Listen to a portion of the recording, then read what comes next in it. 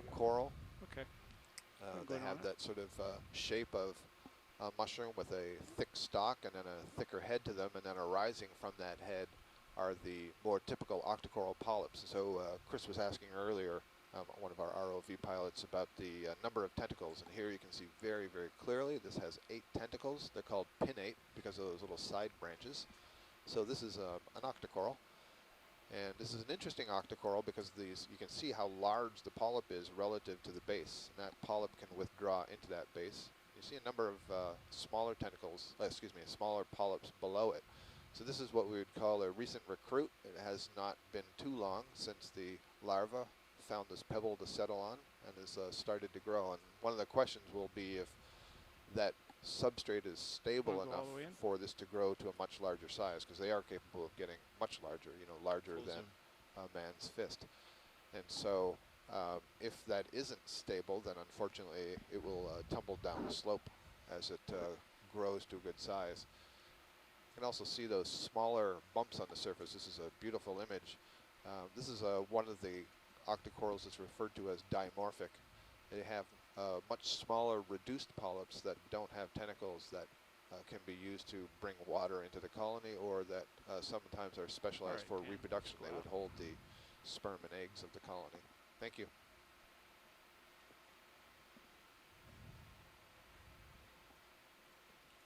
There's a mollusk shell of some sort there right above it. Go in again. Sure. Snap in. And there's still lots of dead tests here. And there's a little gastropod, a little snail shell. And it looks like it's in pretty good shape. I think it's alive. I don't think it's something that was deposited here.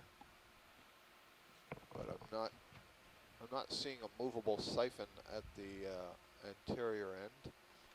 The siphon would be the soft part of the body that water would be drawn in to pass over the gill. These snails have gills inside those shells.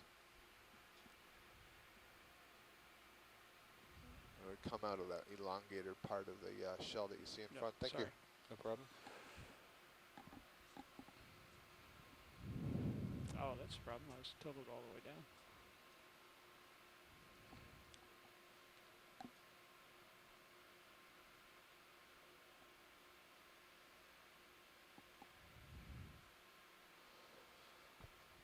So for our onshore scientists and those of you viewing, we've settled down here on Physalia Seamount, and we are moving up towards the northeast and looking at our HIPAC screen, which shows our navigation and basically shows a map of the area that we are working in with the vessels overlaid on that map. We've been traversing over some relatively wide contours, and as we continue to move upwards here, we'll get into contours that are a little tighter together, which suggests that the slope becomes somewhat steeper. And so we're hoping to find some more extensive hard ground that might have areas where corals and sponges are growing. There's a slab that must have tumbled from above. It's very rectangular, very square, not rounded at all. Yeah. Could we get a quick zoom in on this rock here? I'm not sure if we'll see anything. Standing Seems by. pretty well manganese encrusted. Go ahead and partial video. Okay. Go in some more.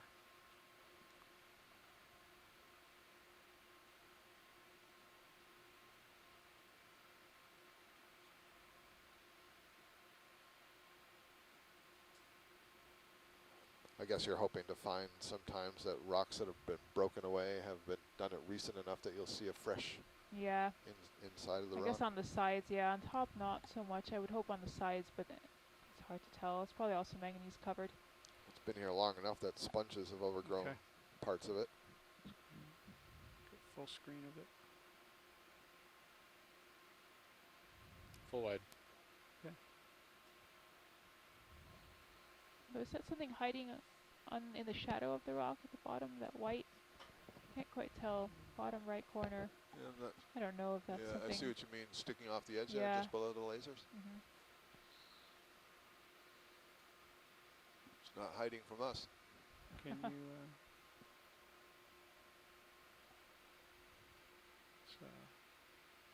Oh, very nice. It's another fan worm. Yep. So this is called a Surpulid Fan Worm. We were looking at one of these earlier, and you can see that little tube is made of calcium carbonate, so chalky-like material, and that's secreted by the worm, and that's the head of the worm. And you can see right in the center, there's kind of like a little baton in the center there, and that's what we'd use to seal up that hole when it withdraws.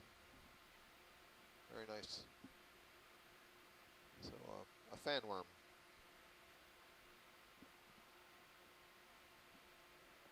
Okay. Jeff, do you think that the way that those tentacles are swaying is because of any wash from the thrusters, or is that an indication of the current coming up from below? I didn't have a lot of thrust on right there. So We gotta go. we do have at least some current moving through here. Okay. We can see one of the cameras that you Full can't wide on see on serials? shore that we can see. There's a fair Full amount of wide particulates Okeanos. that are moving through the water column. They seem to be moving at a pretty good clip. One of the things that's quite different from today versus, go ahead, Susan. Oh, sorry, I'm just noticing this lighter spot to the left here. Do I have time to look at that? There's another one right there's there. another Yeah, piece it of looks like a crust almost. Maybe we can get a view of that. Oh, and here another very nice channel. Unless that's the same one we saw before. video. Let's take a look at this on the left here. Yeah, this looks like more of what we had looked at earlier. If that sort of has that almost ropey texture to it. And Jason Chater on shore had suggested this looks like a limonite. That's a mineral that's in the group of the iron oxyhydroxides. So again, one of these typical alteration forms that we might see in seawater. All right. Video, full wide. You got it. It's interesting that it seems Coming to up. stain that surface just below it. Susan will have to look for another one. Okay, yep, no problem, that was good. My escort is tugging me along.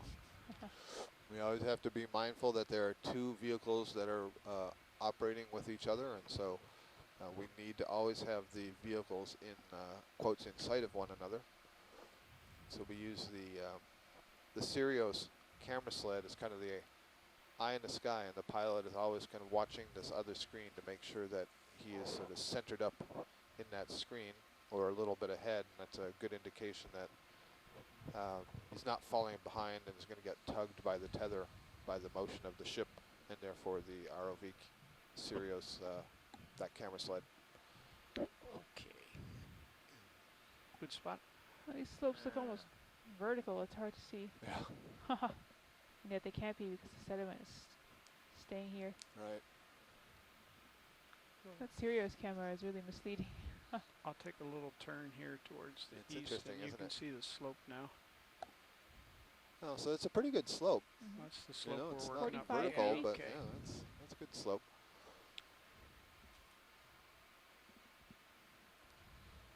Thanks, Jeff. That was helpful. Looking 040 I think there's a right fish now. out there behind D2, do you see, or maybe it's a shrimp actually. Just seeing the Sirius cam.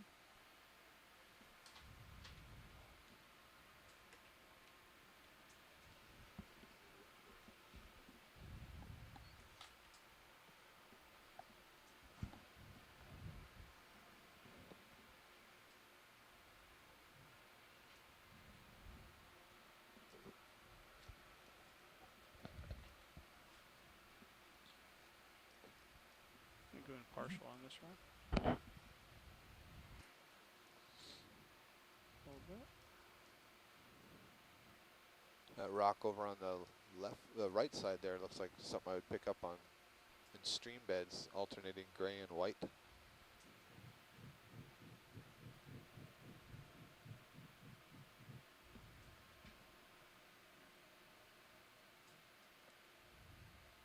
There's another piece of that yellow stuff. Yep. Oh, yeah. Tiny piece. It looks like crusts that have sort of fallen off from elsewhere. Let's go ahead and take a look at that This yellow stuff. interesting little rock here. If we could zoom in on that a little more, that would be Sure. helpful. Good on the rock. Go ahead. Are we looking at the orange rock or the yellow rock? The orange rock. Yeah, I was just trying to see if I could. It looks like there's not too much manganese staining on it. Just trying to get a sense of, see if you could get a sense of the texture of the rock underneath the manganese. That's hard.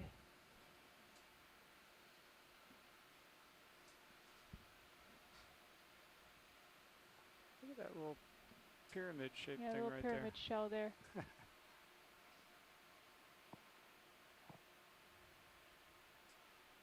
Almost looks like there's something sticking out the top. I guess that would be the gastropod shell. there. Got Then any more the zoom there, gastropod Dan? inside sticking out the top, I believe. That's full. Now you're gonna. So actually, could you Ah. move back down to see that little shell? No, it was just, I believe, a gastropod. I was just looking at it and seeing There that you go. there's, is that the proboscis sticking out the top? Huh. Those look like little, not keyhole limpets, but, well, maybe keyhole limpets. It does look like it's Okay, a Dan. little gastropod with an opening in the Mount, top and please. a bit of mantle Full. tissue showing through. Full wide. Interesting. Good eye, Susan. Anything? full. Anything else there, Susan? Nope, that was good, thank you.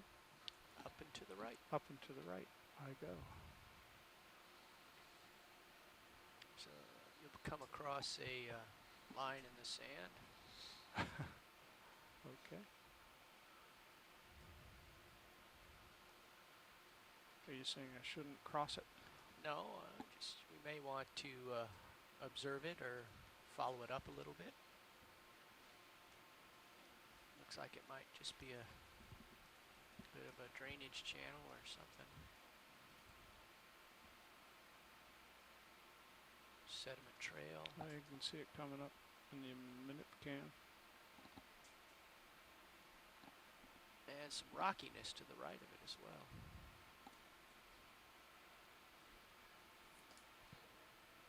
That seems to be a trail of sediment, doesn't it? It looked more dramatic when it was off in the darkness. Yeah. Does make one wonder what's at the top of it, though. Roger, That's thank you. interesting. There's an interesting little boundary here. I wonder if that's the edge of a slide feature. Ship just Gravel's been dropped off there. I imagine the velocity that the slide is traveling down probably drops off at the edges. We might be able to So you get the coarser material dropped. That would call be in just another a one. guess We on my wanna keep part as to moving. what's going on here. Copy that, 3-0. Yeah. But I'm catching up to you fast now, so Okay. up. Up I go. Want me to hold Sirius off or Cam go ahead and looks put it No, like you there's go more ahead. hard rocks It's to just our right. And we've come across keep this our potential momentum landslide going here. feature. bridge now? Can slide over to the right. There's some rocks over there. Ship move, please. 30 meters, 050, 1/10. Thanks.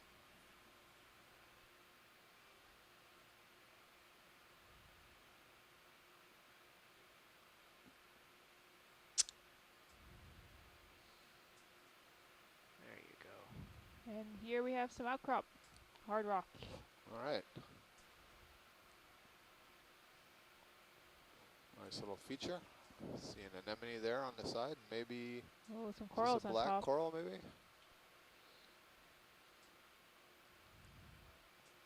So now we can see the side of this polyp sticking off the rock, and that's definitely an anemone and not a cup coral.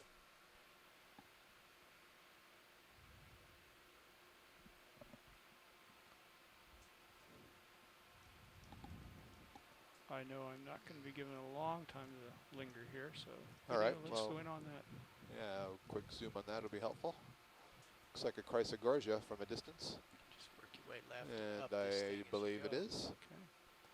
Call these bottle brush corals. So this is an octocoral. Might be a large barnacle at the Does. base of that Chrysogorgia colony. Does look like.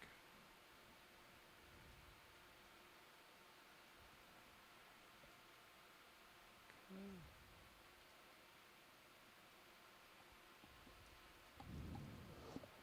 So this is an octocoral in the family Chrysogorgiidae, which is a very common and widespread family stay of partial deep sea or- corals. Oh, and there's a bamboo Oh. coral as well. Whole How full. about that? It's partial. Not in great shape, but it's definitely living. Keep her going left and up the hill. Left and up the hill, aye. Very nice. And there's a stocked crinoid. Got my And manip cam for piloting.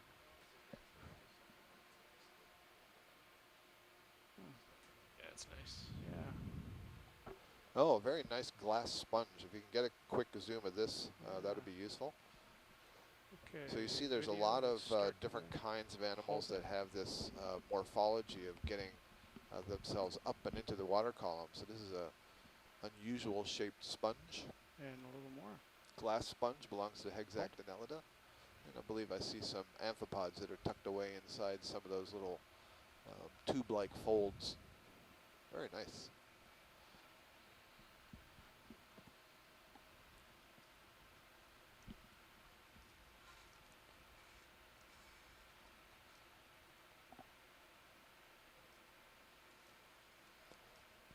We're speaking with Shirley Pomponi this morning from Harbor Branch Oceanographic down at Florida Atlantic University, and she's very interested in sponges, studies deep sea sponges, and so this would be a very exciting moment for her to see this particular morphology. I don't think that I've seen this on any of our dives yet. So very nice. I've seen some other ones that are, I guess I would describe it as kind of foliaceous, the way the Full wide, please. sort of the plates are folded. I can't think of another adjective right now, but Continuing my it looks like a bigger bamboo coral up move there the ahead. sail. That whip that's stretching out towards us. Do you need to look at that, Scott? If you can do it while you're going by, that'd be terrific. Thank you. We haven't seen this yet today.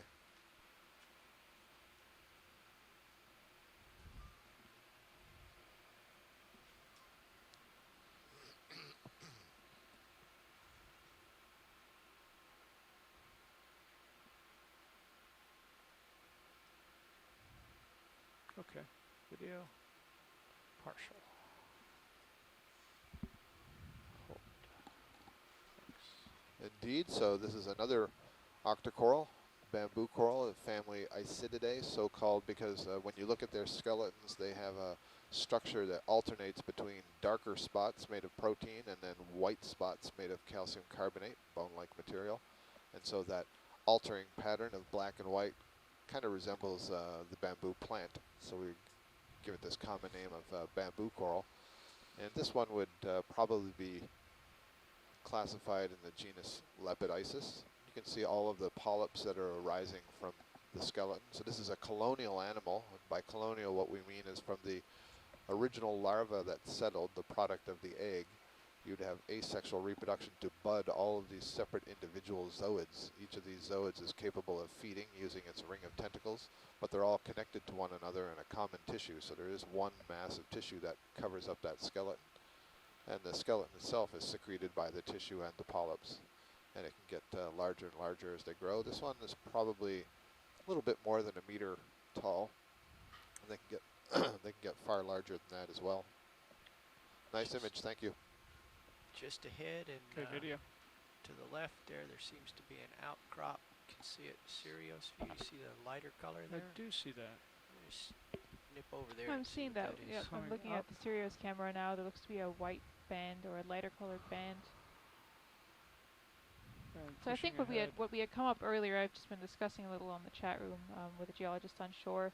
I think I'm ready to tentatively put a technical term on that.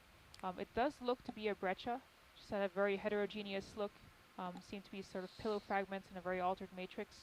So I think we can call this a volcaniclastic breccia or conglomerate. So a conglomerate is when we have very rounded clasts in the matrix, and a breccia is when the clasts are angular. And breccia or conglomerate refers to a consolidated rock, that is something that holds together, rather than an unconsolidated deposit, which would be all these pebbles that we've seen coming down the slope. And this looks again, this looks like this chalk layer. I'm thinking of the layer that's to our right. Fly up this layer. This is very interesting.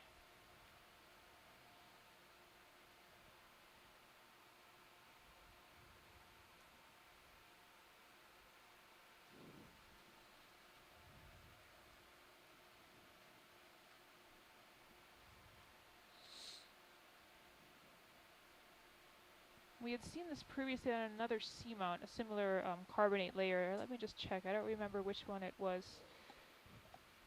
I believe it was also one of these that is closer to shore. Maybe? Oh, was it? I think it was closer. Let me see. I'm going to check my notes here.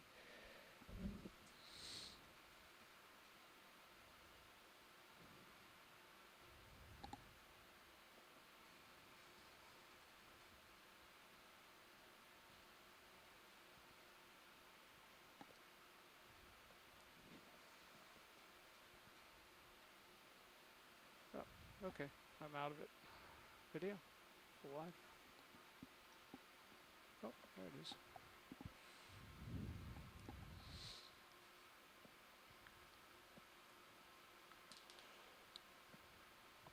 It was on Atlantis 2 Seamount, actually. So further out from shore, we saw sort of a chalky carbonate layer. Seems broken up and mixed in different spots here. Yeah, I imagine that would break off easily. How are we It's doing, quite Dave? interesting. It does look to be sort of continuing laterally. We got serious. So you can imagine that if steady state now, lava flows are placed over time, keep it going, if there's a large enough gap between two lava flows being put onto a surface, you might get a sedimentary layer building up there. Jason Chater suggests that we're looking at debris that's sitting on top of a buried layer of this carbonate. Yeah, so it could be right below us. We'll have to see once we get up into a more solid outcrop.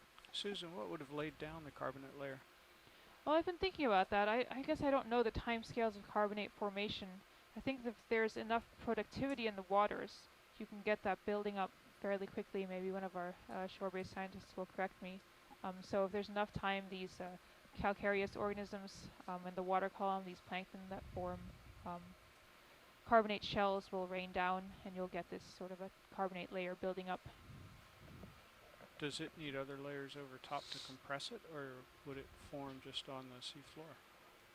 It would form on the seafloor, and then I believe once the other lavas are placed on top, some of that pressure would help it consolidate and sort of become cemented together over time. I guess diagenesis is probably the technical term for how a rock forms from unconsolidated material. Okay, thank you. You can linger here. All right. Some interesting things in the wall here.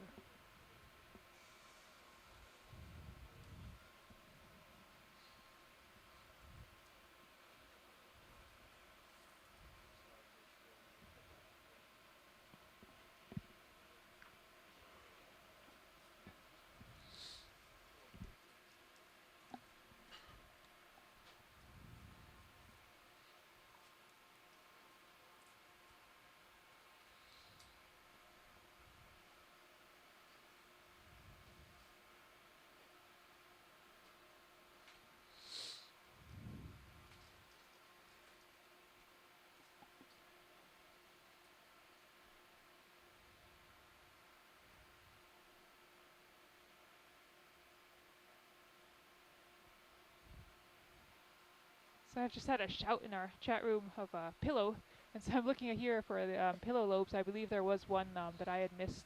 That was at the bottom right corner of the screen. Definitely looks like there's some loby pillow remains in this breccia here. Can't tell if this is a more consolidated flow that we're coming up on now.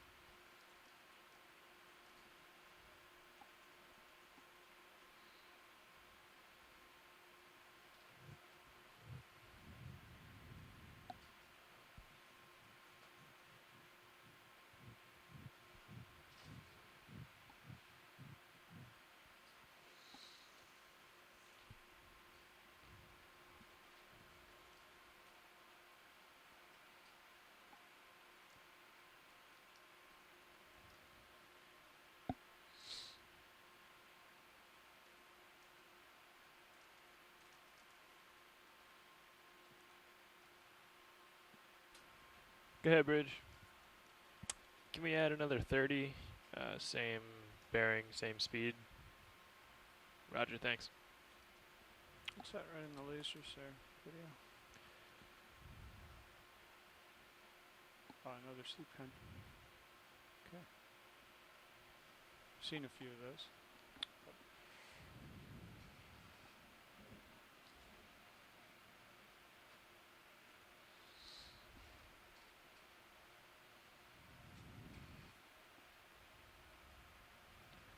Go ahead, Bridge. Correct. Thanks. Yeah, now that we're hitting some rocks, can we move the lighting, maybe point it forward rather than down a little more? Yes, So we I can. can't tell quite. I think there might be a cliff coming up as we move around here. This is a cliff. There might be a nice cut in the layer as we move around the corner here.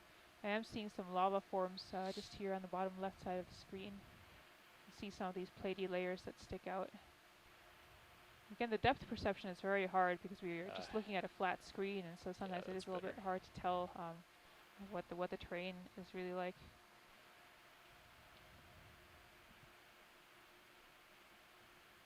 There we go.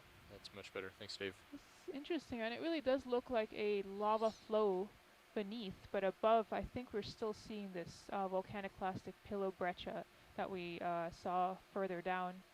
Or that could also be, so there's the black round shape that you're seeing in the middle of the screen now could be the end of a pillow lobe that's coming through this breccia layer. I don't know if that's a pillow lobe that was caught in the breccia and has been cut in half, or if we're actually seeing pillows that were placed into the breccia from below.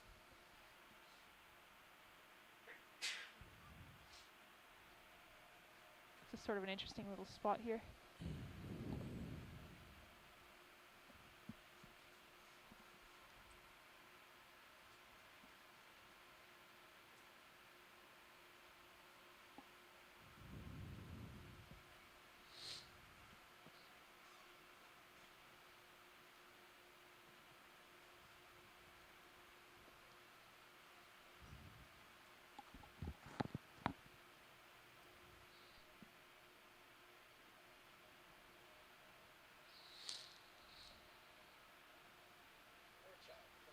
How's that, Susan? That's very good, yeah. If we could continue to look left as we move on up. I'd like to see what this layer looks like as we go left. Okay, turning left.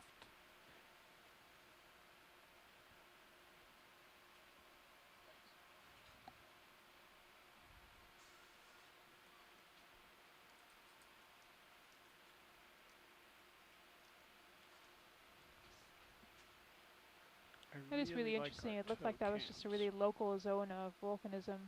Or maybe there were, so this, where the lasers are now, just to the top right, this looks like another pillow Catching lobe up that's to been you. cut in half.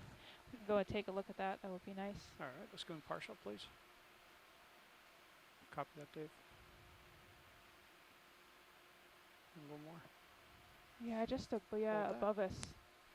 Coming up. I think all of these, what we're looking at now, I think these are pillow lobes that have been cut in half. And in some places seem to have much less manganese crust on them than we've seen at other seamounts. Just has this very distinctive shape to me.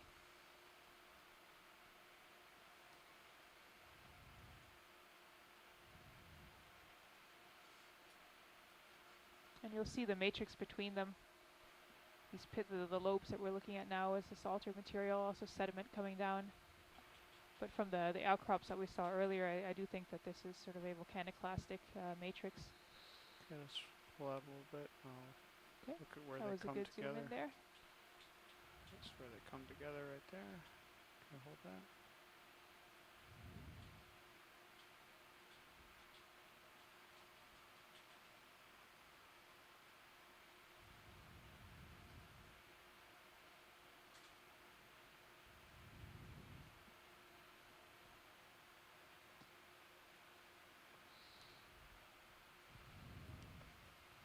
Tell me when you're done, Susan.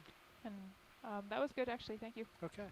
Full So wide. this whole area is, it's really interesting. It looks Picking like up. Jason Chater is pointing out a failure scarp, so a lot of material could have come down here. We're also looking at sort of a flat face where a lot of material has been removed. That's why we're getting this nice cross section. And I guess I'm not surprised that we're seeing so many of these failure features here. Breccias do break apart very easily, so it's not surprising that the slope is fairly unstable.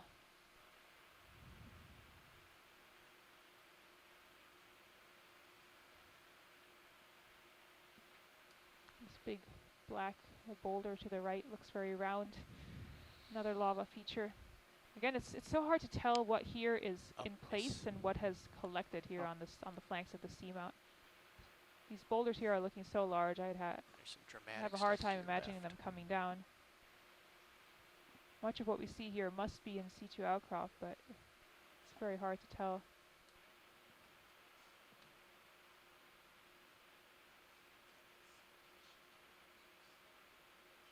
Not seeing too much life here either. I mean, I guess if the slope is so unstable, organisms are less likely to attach here or survive if they do attach.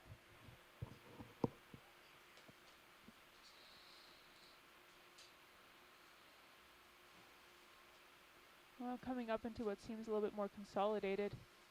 Seeing some layering here in the rock right ahead of us. If we can zoom in on that, that would be helpful. Another pillow lobe there. possibly off to the right here. Seeing some very interesting shapes. Video, let's go in partial, please. And Okay, I'm gonna nav and pilot. back up a little Yeah, we could do sort of a Hey, Carl. view up and down this face bit. here. Sure. This is really What's the interesting. status? Is the ship underway? Tis 050 1/10. Wind has been increasing and back Here into on the north. left side of the screen, Yeah, there's what's the almost a speed sort and of radial direction now? pattern coming out from the center of what appears to be a Sorry? pillow lobe. What's the wind speed and direction now? It's been hovering around 17 to 20 for the Oh, past 5 minutes. up to 20. Anywhere from 15 to 20. This is really interesting layering right and here. From It almost looks to 2.5? me as if there were sort Oh, of very 2.5. thin lava flows that were Yeah, we're coming over definitely here rolling that now. then had debris that built up between them. And you'll How am I see sort looking, of there's Carl? a Am I nice okay to- curve around what appears to be a well, pillow my lobe heading to our is left. kind of towards the hill and direction of travel. Okay. So This is eventually really should neat. probably It's looking to me start really heading like to this. port. Go ahead, These are Sean. lavas that have flowed onto or come down onto a flat surface, and so you'll see how they've kind of Okay, come into the gaps between more pillows. into the wind.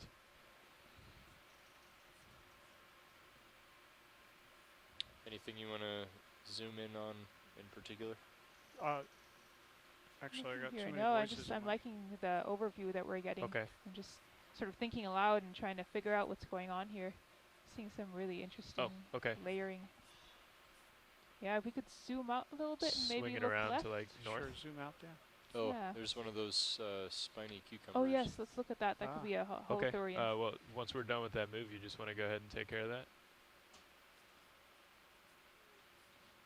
Yeah, that's not a problem. We're deep enough. That shouldn't really affect us. Which way is he going to turn? Okay. Is he turning left or right? Okay, that's fine. Yeah, he's coming. That'll move us away from the wall a little bit. Yeah, If he was turning right, we would feel that. right. Okay, let's go partial. But it is still about midships. Yes, that'll Swing swing now. astern. Yeah. Yeah. And a little more. And I'll just kind of go up it, I guess. Yeah, let me zoom in a little more, and then if you Alright. could just pan up, that'd be great. I'm going to try to fly it. So, see how that goes.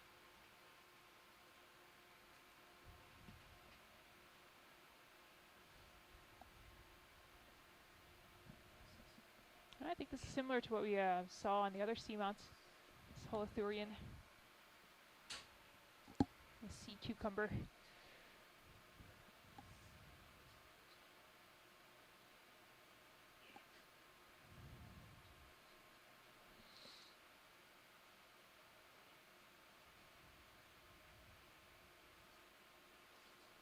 Must be stubbing a toe somewhere.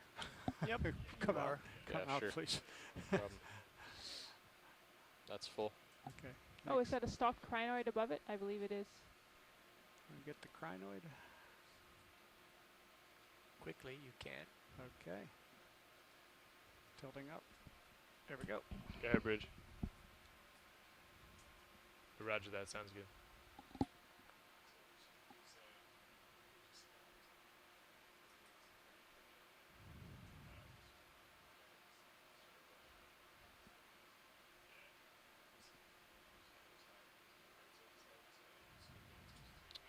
Okay. Whoop. Just went out of Nice. my light. Yep. I moved the light. Oh. Experimenting here. Okay. All right, that's Full wide. Thank you. There we go. That's And good. my co-pilot's going to be Up and telling me left. I need to move. No dawdling. Oh, is that a cave down to our left? So I'm afraid I've turned off the dawdle feature and I have to go. This is really interesting. I think what I'm seeing is a lava flowing into the gap between two pillows. It's so hard to interpret the shapes here, but the way the rock that's right in front of us has that sort of V shape at the bottom. So something that's really typical in pillow lavas, and the way that you can tell which way is up when you're looking at a really large exposure of pillows, is if you can imagine these lobes coming out one after another, they'll actually drape down to fill the gap between two lobes that are underneath. So they'll have that kind of distinct V shape. And Dave, at this point, I can't tell. Dave, do you know it what's could also have happening just with the fallen ship? down and broken Yes. Okay. Heading rotation apart the rock left. below it. But I am Correct, seeing these yeah. pillow lobes right now, just Get- above it. Just wanted to This is You really get up nice. in front of me. make sure we're on the same page.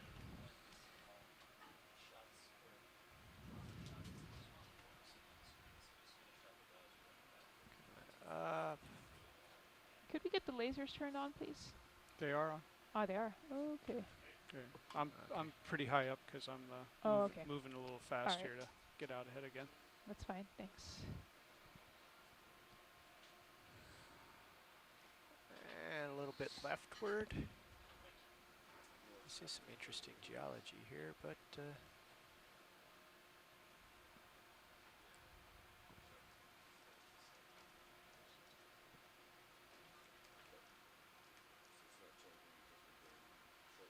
okay, you got some breathing room now. Alrighty, thank you. I'm just going to come down, make contact with the floor again. Oh, actually, it looks like we're ready for a pilot change. Maybe this is the time to do it since the tether's stretched out.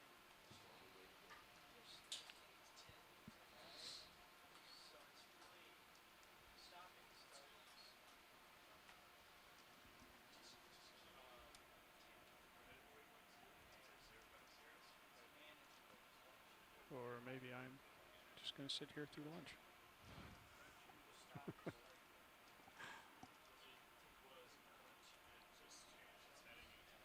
Video, let's take a look at that yellow rock while we're... Yellow rock. Yellow rock. More of the limonite material. So this alteration, this iron oxyhydroxide alteration mineral. Actually more of a group. Can contain any number of, I believe, combinations of iron and other material.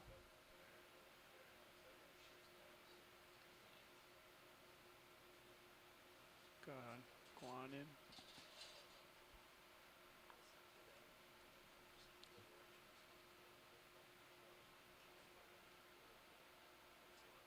It has this very sort of almost porous look to it. Makes me think that if I could reach out and touch it, it would crumble under my fingers.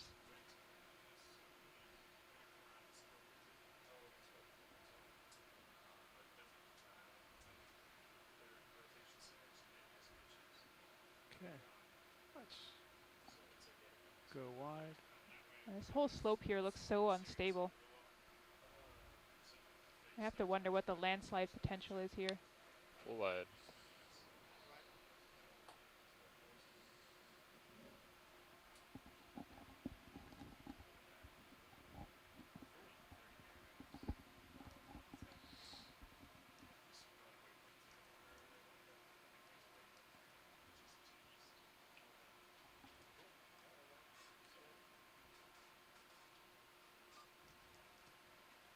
My full wide video. You were full wide. Thank you. Here again, it really looks to me as if we have these large pillow lobes or, well, not massive flows, but I guess they could be mega pillows coming out at us, and then lava layers gathering in the gap between the lobes. Of course, it could also be sediments or material that's been brought down to form these thin debris layers. And that would naturally fill in any gaps in the topography below it. He's on his way.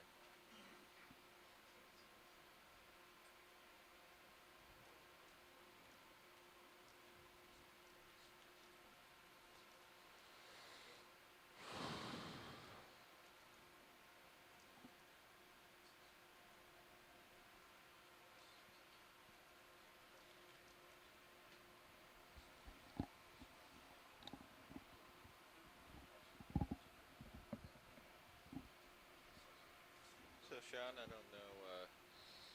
If these are pillows, The these are previous really shift large. told you, but we're sort Could of also trying be to keep just the ship lobes that are sticking out on of a the continuous surface here, but move I definitely saw some smaller pillow lavas Right. below. Here's a shrimp because going by. when we're this deep, if you do short moves and stop, it takes 10, 15 minutes before.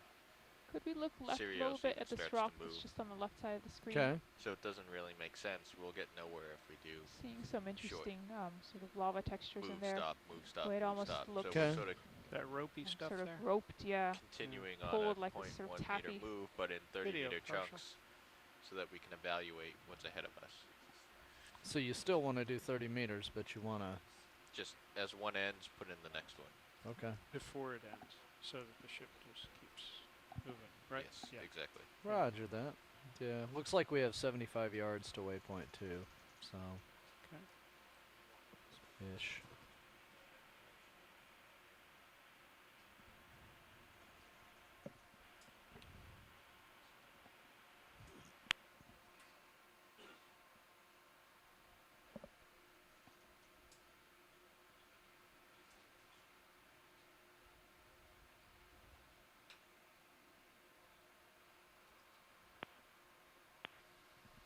And I'll just say I have not Yeah. been neglecting wide. biology here. I just have not really been seeing too much to look at. And hopefully any scientists on shore, if you do see some biological targets, please point those out and we'll go take a look. Bridge RV now. Hey, new watch team down here. I understand we're doing 30 meter moves at 050 at point 1. Right, right. Okay. That's right. You're trying to split the wind and the current, right? Okay, right on. These are just such large pillows No, here. no problem. No problem. It's really striking. Okay, cool. All right. And it does seem like the manganese crust thickness here is thinner than we've seen elsewhere. I'm not seeing these really... And when we zoom in, I do see the sort of botryoidal. That's a term for the sort of grape-like texture that you see on the surface of manganese crust, but that just does not seem quite as predominant as it has been at the other seamounts. And that, I guess that makes sense if we think about this surface being a frequently active material constantly moving down here, that we would get less manganese building up.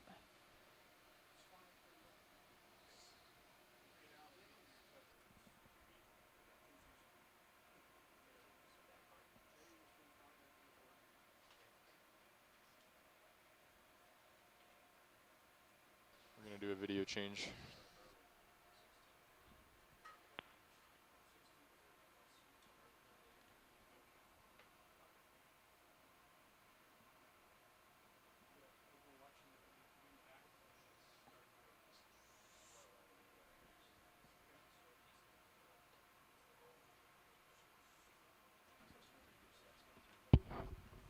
Hey, Josh. Yep. Hey, so you heard my conversation with the bridge. So we're not actually moving right now. We're changing heading. Yep. So It's still moving us though, because we're rotating around center. I can't center tell of on the ship. surface Okay. whether if we were So somehow able to clear off as all the soon as we sediment, if get this would be purely pillow lavas, the or if heading there would issue be all figured a out, lot then of we'll breccia material we'll between go back each on of the the move and individual we'll lobes. just proceed right on over to the waypoint. So okay. often if we have quite a steep slope and we have pillows forming there, there can be a significant amount of breccia between individual lobes. Just because of the steepness of that slope, you might get material coming down it and sort of collecting in the time frame that that entire lava flow is being extruded.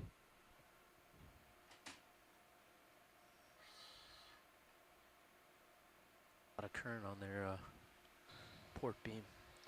Pilot, I understand you wanted to find something very cool to see. This is cool. Josh, are you still moving? I am moving. To my right. Yeah, so Okay. you need to come to your starboard. Science, we're just finished the watch change. Let us get stable, and then we'll be ready to rock and roll. Okay, thanks for the update. See more pillows just They've disappearing off changed the their head left side around of the to screen. the Looks like there could have been a north, pillow lobe that correct? fell They've out come and left. left behind Yes. a round So indentation. report. And their rotation center is amidship today. Yes. So All right, we so are going to I'll rotate follow you over to the east. towards the slope. Yep, copy that.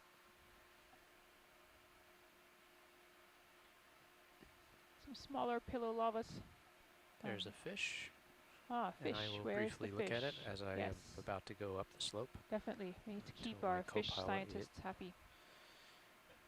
You're Slaps okay me. for Can't have right too now. much geology here.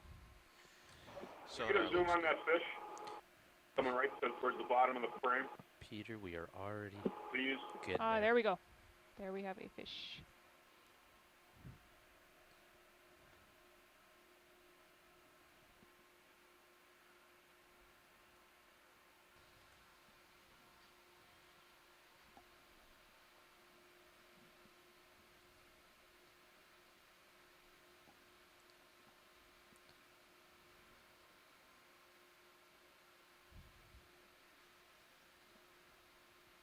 Josh, are you facing the direction of the movement, or are we still sliding over to the southeast or east? It's hard to To tell. your right. It's hard to tell which direction I'm going right Okay. Well, we'll now. hold I am this getting fish closer to the slope. briefly, and then I'll scoot So I'm still 30 meters off the off the slope. Off the slope. Copy that. I believe our Peter Okay, has so we a do name have for a this potential activity ID. right here. This could be a cusk eel. Although I think we'll get a more precise idea. We can zoom in on him, although it seems he's trying to get away from us.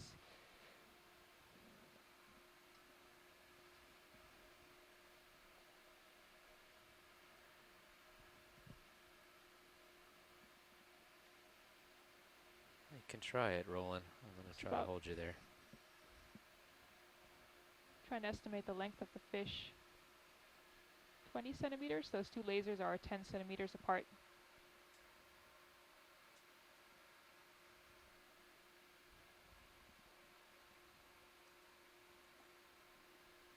Okay. Co-pilot, tell me when to go. Nav. You've got a couple seconds.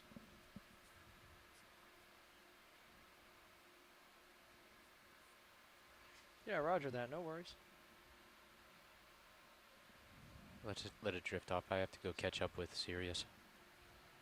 Yeah, no problem here. Let There's, me, Be full let me wide? just do a A remeasure squat real lobster quick. just ahead of the fish, just passing Okay, under the science. fish. I need to go catch up with Sirius. Sirius has moved, and I need to go catch up.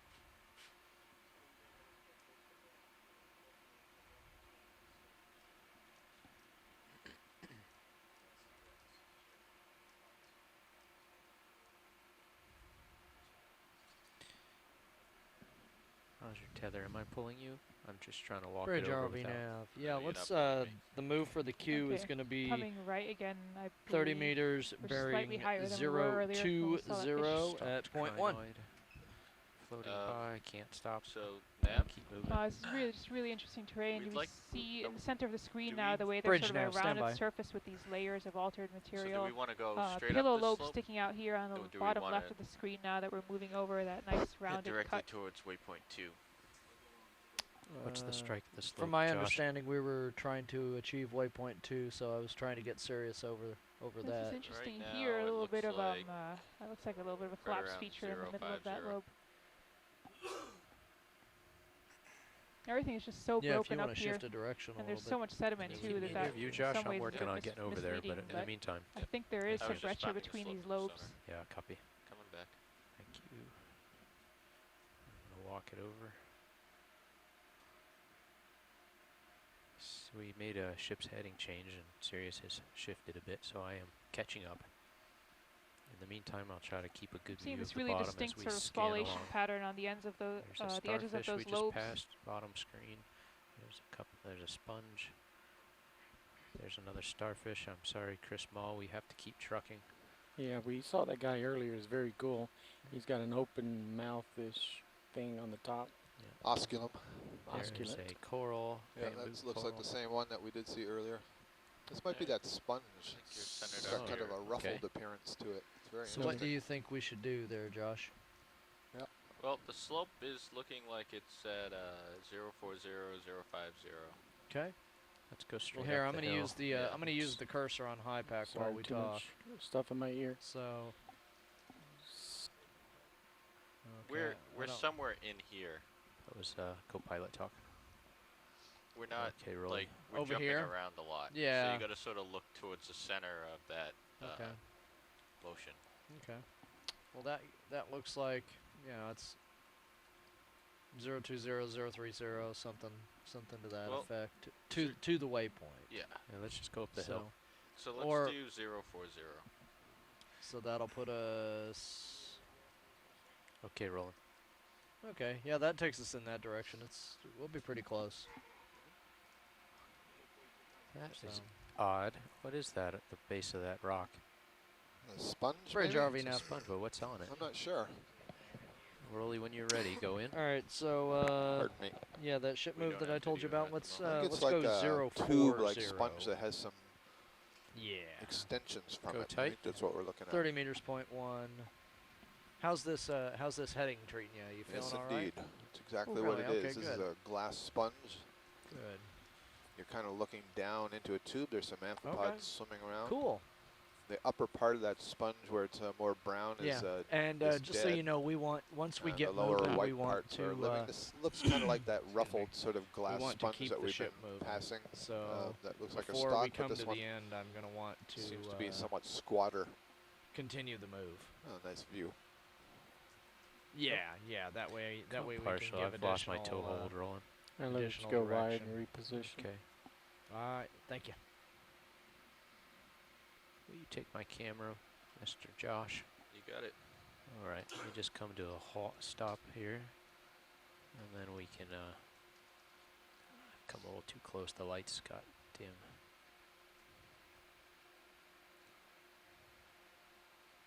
Okay, try that. Oh, no, never mind. I'm losing my foothold. Okay, Josh, when you're ready to center it up, go ahead in, Rolly, as I rocket left, and bump up to center it. We're getting another view of this glass sponge. Seems to have perhaps some polychaete tubes growing on it. After you stabilize, like to look in that hole that's on the bottom, There are inside other the sponges sponge. that are growing around Yeah, it. take what you Sort need. of Okay, little you'll need to globular-like structures tilt down all over and the rock. pan left. I'll work on the left. Josh will tilt So these down. sponges are filter-feeding organisms. They can generate a current that draws water into that tissue mass, Maximum. passes across the cells. The cells will what's called phagocytize, which is basically the cell membrane will engulf the food particles that are passing by and bring it on the inside of the cell, where I'm focusing on digestive that section on enzymes the can right. be used to break it up. What section? The part on the the sponge. sponge? Yes, Oh, the still doing translucent. sponge. Yeah, that's really nice.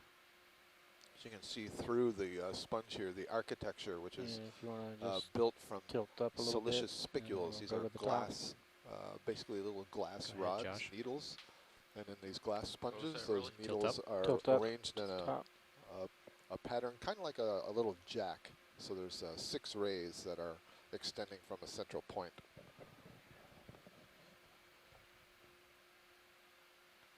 And we'll get one more full screen of this little area. So you can see tucked into this rock here, various sponges on the rock, maybe a little bryozoan colony, that kind of fan-shaped structure on the right. You see a number of tubes with fans extending from them. Those are fan worms, polychaete fan worms, Okay. suspension and feeders video's that are clear. grabbing Okay. their prey, I'll their bump along, food out of the see water column. what's next. It's about time to move. Okay, moving. We have our Keeping you out in front of me. ship move dialed in yet, or is it? Not Ship yet. move is Yeah, we're in progress. Okay. just started to move, so Yeah. That's gonna 040, you said? Yes. it's going to be a little bit before we start We're here on feeling the motion. Physalia Seamount. This is the Go ahead, push first out there. ever ROV or submersible dive onto Physalia Seamount. We're only about 200 miles to the southeast of Cape Cod, the tip of the elbow of Cape Cod. Our current depth is 2,484 meters.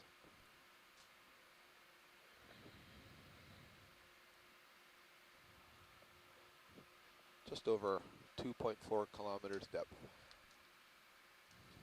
And we've been ascending this slope. We're on the southern face of this seamount, and we've been ascending the slope up towards the northeast. Seen a sponge like this, Roland? Yeah, we were looking at this sponge There's earlier. something This floating is the this sort side of it. Take it. ruffled sponge and drifting through the water column here. That is possibly what's referred to as a pseudomorph, I think. Yeah, it's hard to image when it's got the Yeah, it looks white like background. some mucus Okay, with I'm some gonna go.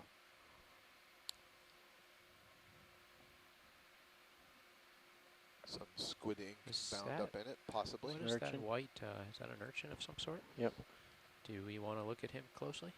I think they've seen a few of them, but that yellow spongish thing to the right, round, up above the lasers to the slightly right. I'll push into it. I see it. Stay wide, please. Okay. There's a lot of sponges on the ground here. We do see an urchin. We've been seeing a lot of these urchins earlier this morning. Lots of dead tests and And lots there's of a sea live pin ones to as the well. right of your lasers. It's, Copy that. fewer May I number take your here. camera? Take camera, please. And after we have a look at this yellow thing, we noticed on the lower right-hand corner ahead you see in. a sea pen, and once again that sea pen is has taken purchase on the rock. This is another sponge, this yellow mass. You can see how I lost my toe hold translucent, come out. transparent they are. Just a little rubbly. It's hard to stay planted. Yeah, that's good enough for that sponge, though. Okay. Do we want to look at the coral up to the top left or the sea pen? Otherwise, I've got to go. Let's have a look at that sea pen, please, Todd, just Okay. briefly. And there's an And anemone there what too. I want to highlight about this sea pen is that it is arising from the rock and not the sediments around the rock. So sea pens are a type of octocoral Something that that- are adapted to Go live ahead, in go soft ahead in, Rolly. sediments. The base of the colony is typically inflated, the structure called the peduncle, and it can kind of dig down into soft muds and sands and use it as an anchor. But what you can clearly see here is this one is perched on top of the rock, and that peduncle is kind of flattened and is creating a suction with that hard substrate.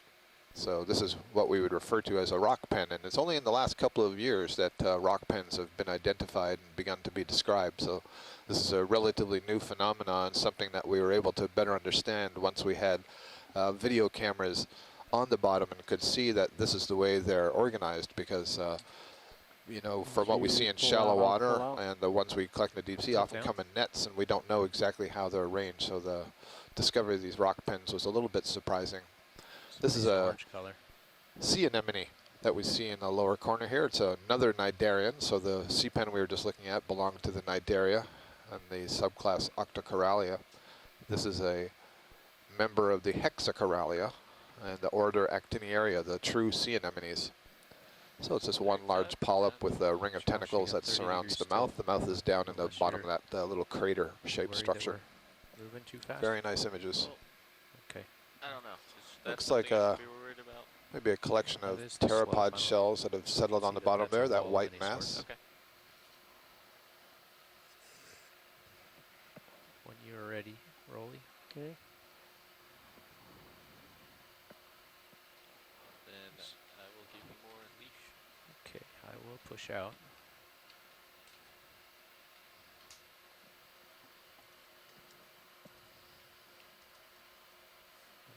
It's a shrimp to your right. See that? I'm gonna eke out there a little bit, unless one of you guys see something really, really exciting. Probably that sponge at the top edge of your screen. Okay. So it looks like we're passing over another one of these, I'm calling them now ruffled stock glass sponges, time for that. just getting over, and then in the foreground there's a somewhat different shape glass And sponge. there's a sponge on take the ca- left take- with a crinoid. Take it and tilt up. Got this. Well, I had it stable. Go ahead in. That is pretty. That is really nice.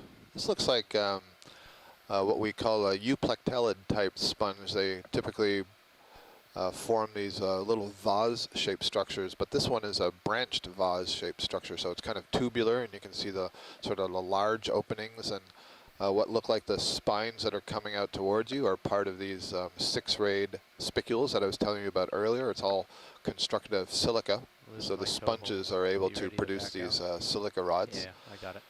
Go. So a very intricate skeleton, which is up. very typical of the glass sponges, Hexactinellida.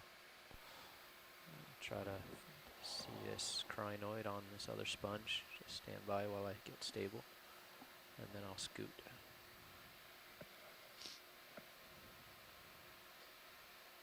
And there's a big stalked crinoid on the upper left also. This one appears to be sitting on We the might be able to sponge. see two different kinds of Try to members rock of it the Echinodermata and the class Crinoidea. So the one we're zooming in on here is the common name feather star.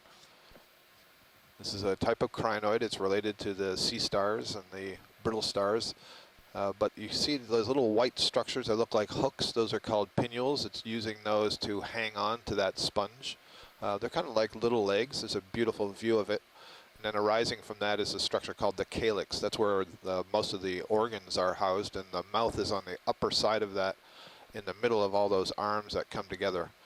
And you can see the arms come out of the center, their side branches, and then you might just be able to notice this like frilly side branches to those arms, and this would be the tube feet or the podia, and they're also in the grooves of those arms, catch food and carry it down toward the center. So that's a feather star, out of it, or a comachlid crinoid. Now what we're going to look at is just to the upper left, there's a different type of crinoid. It's a stalked crinoid. And the common name for these is the sea lily. Oh, there's a sea cucumber as well. That's the first sea cucumber. It's so that whitish brown, top center. To the left. Top I left. don't think you'd even have to move before you go to the crinoid. Yeah, because you want to. I don't think you have to really move. So this is another Holothurian. Both the crinoids and the Holothurian, is a sea cucumber is a common name, are Echinoderms. Okay. It also has tube feet, but you can see the tube feet here are elaborated into these tentacle-like structures that appear to be arising from the body. Very interesting. If you've seen the sea urchins that we were just looking at, if you take a sea urchin and you kind of stretch it out, you get one of these sea cucumbers. But it's much softer. It doesn't have a hard shell. This is a deposit feeder, so it will be munching on the sediments in the mud. Yeah, we do. If you tilt up, Josh. I think I'm using the wrong term for it. Hydrozoan, but I think it's actually the hydroid. I'm not sure that's a hydroid. I think it's an anemone. I'm wrong. Yep, you're right. There's two of them. At least. Yeah, there's one in the background. There's actually three. There's one hanging upside down from a rock. There's one that's burrowing in the sediments. It's a pale white just underneath the one that's hanging down from the rock. And then there's the one in the foreground. The one in the foreground may actually be, I'm pretty sure it is, a Sarianthed Anemone. So these other anemones we've been seeing are what are referred to as the true sea anemones. They belong to the order Actiniaria. The tube anemone is quite a different beast, even though it looks similar. You see these ring of tentacles. It actually has a second ring of tentacles inside of this that are very short, right around the mouth.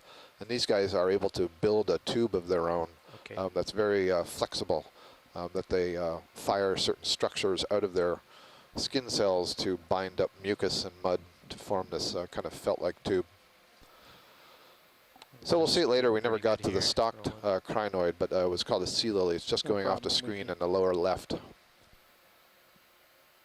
And it's very similar to the crinoid we had a close-up look at, but it has a long stalk that it sits atop of.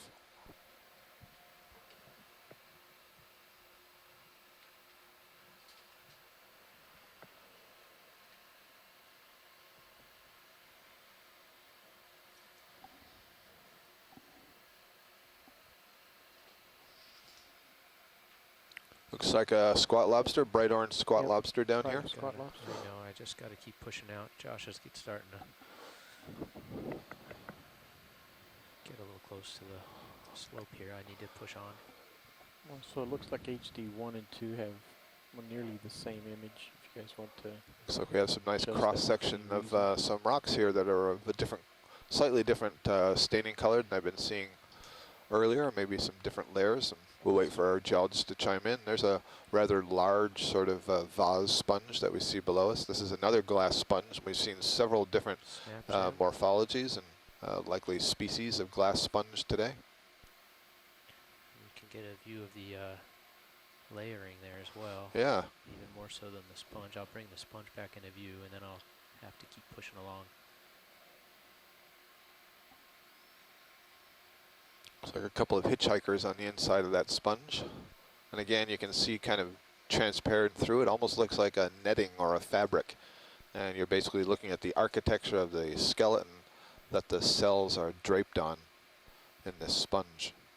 These might be polychaete worms inside here. Let's see.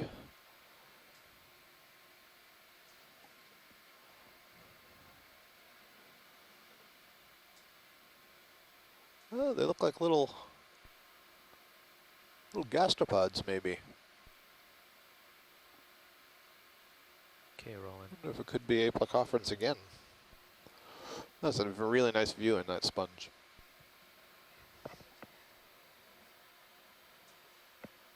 going to push out, okay. Copy. And I'm going to sidle over a little bit more so you can square up on our move. Definite change in the geology. Big change. Yeah, yeah, this looks really different from what we were seeing before, and it really does look like this is, you know, I'm not a geologist, but as I look at this, you can see these layers in the bedding. It looks like it's, you know, what I would call sedimentary if I was on land looking at sandstones, for example. And we'll see what the geologists on shore have to say about this material, or they could certainly call in if they're by the conference line. Lisa Gilbert over at the aquarium right now. Hey. Geologist. I don't know, can you hear me? Sorry. Yeah, we can hear you. Please go ahead. Great. Yeah, so I don't know if you can zoom in a little bit more on one of these spots. It does look quite sedimentary. We were just talking here about whether this would be continental origin or we're looking at something else entirely. Sure, yeah, we'll get a good look at the layering here and see what you can learn about it. Fresh looking broken up pieces up here. Is that a good example? Not sure which one's perfect for it. The smoother stuff looks like it's gotten the blackish, dark colored. Yeah, I think this is good, Todd. I think you're right. This looks a lot like what we first saw and probably where they started discussing it. Okay, if you want to go in early, I'll try to hold that. And if you want to take camera. All right, here we go, Lisa. Josh, tilt up and down. I think you probably just like continue flying slowly forward, and you're going to see a few more layers as we go up. Yeah, it's parked. Let's just look at this real quick.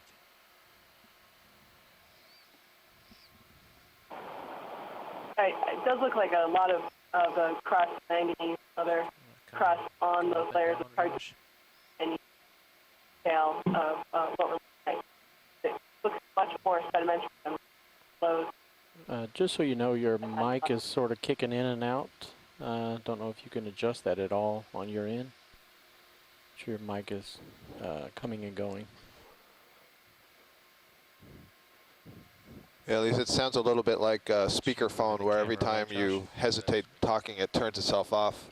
So it's kind of like turning on and off and on and off, so we're not getting a constant stream. That's nice. Nice anemone sticking out there from under that rock. Maybe a Holothurian Anemone, that's the name of the family. You can see it's got a kind of a rough column to it. So what I did hear Lisa saying, the geologists there that were observing this and discussing said that this did look more like a terrestrial, continental origin sedimentary type rock. Very nice view of that anemone, nice view of the column. That's what we call the body there, and you can see it's a really quite warty and rough. And that may be a Holothurian Anemone. Nice. And a sponge next to it on the right side.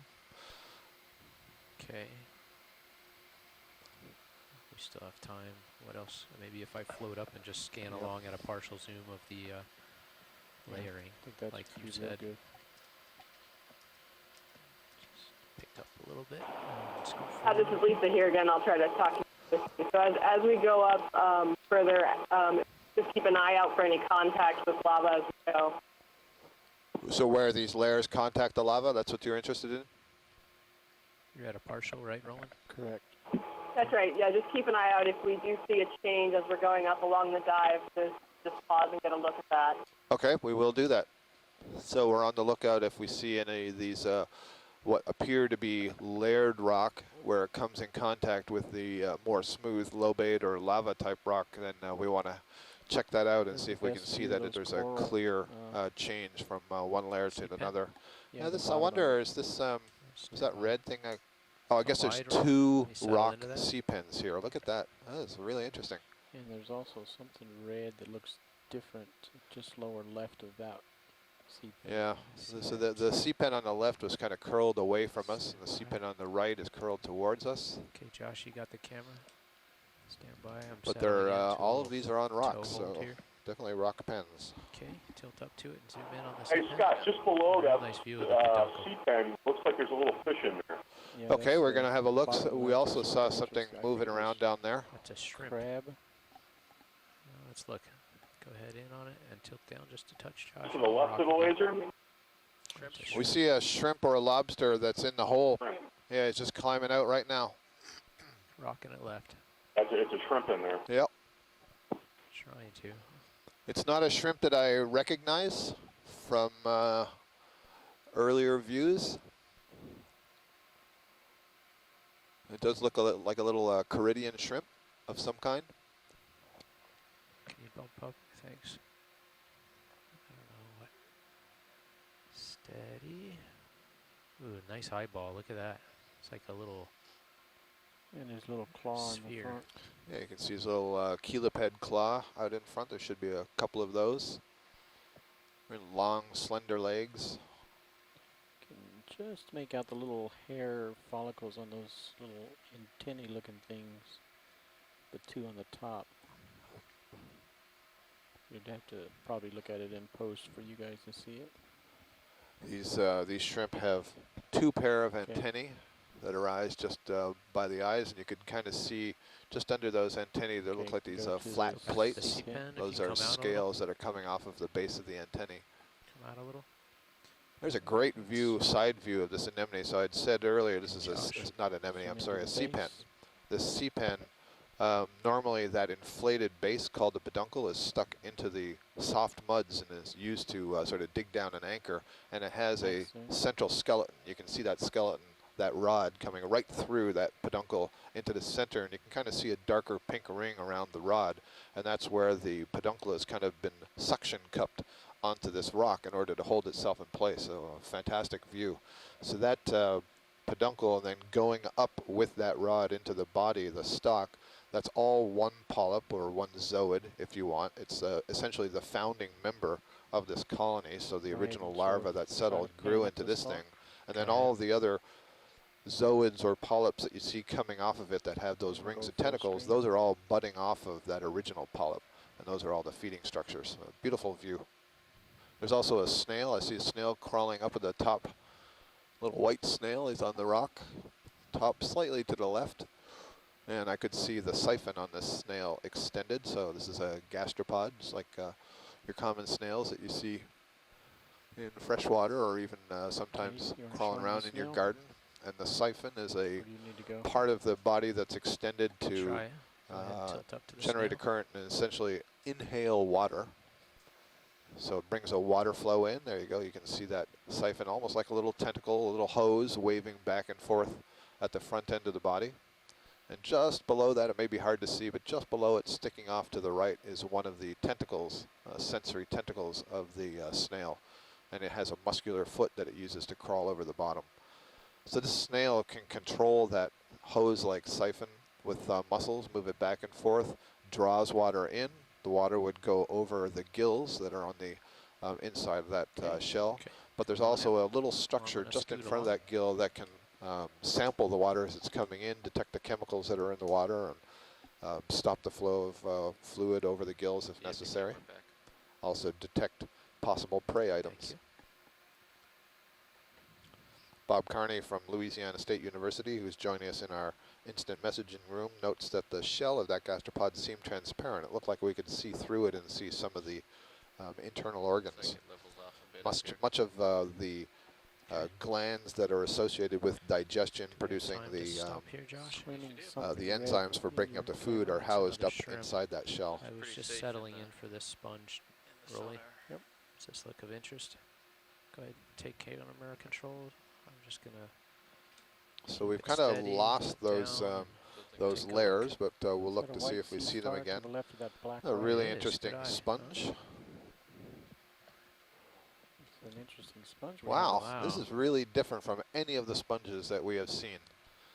I wonder if this is kind of flattened on the other side, and we're seeing these bulbous like a masses request sticking for a out pirouette. towards us. But Can this work is on that in a a minute. glass sponge. Just tilt Just up and has down. a very What do you think? interesting morphology to it, the way that it's growing.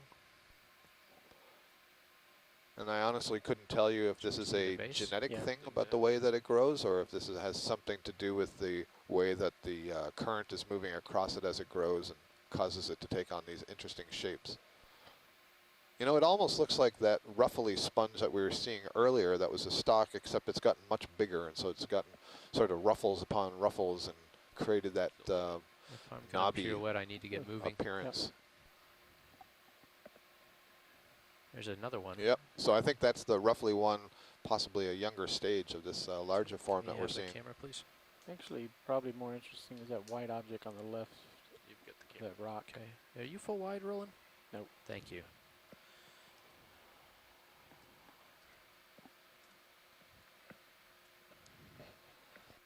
Do you mean the possible star? Is that what you're Yeah, saying? what we called a star before, which now appears to be Not a star. Not a star. Yeah, we'll call it that.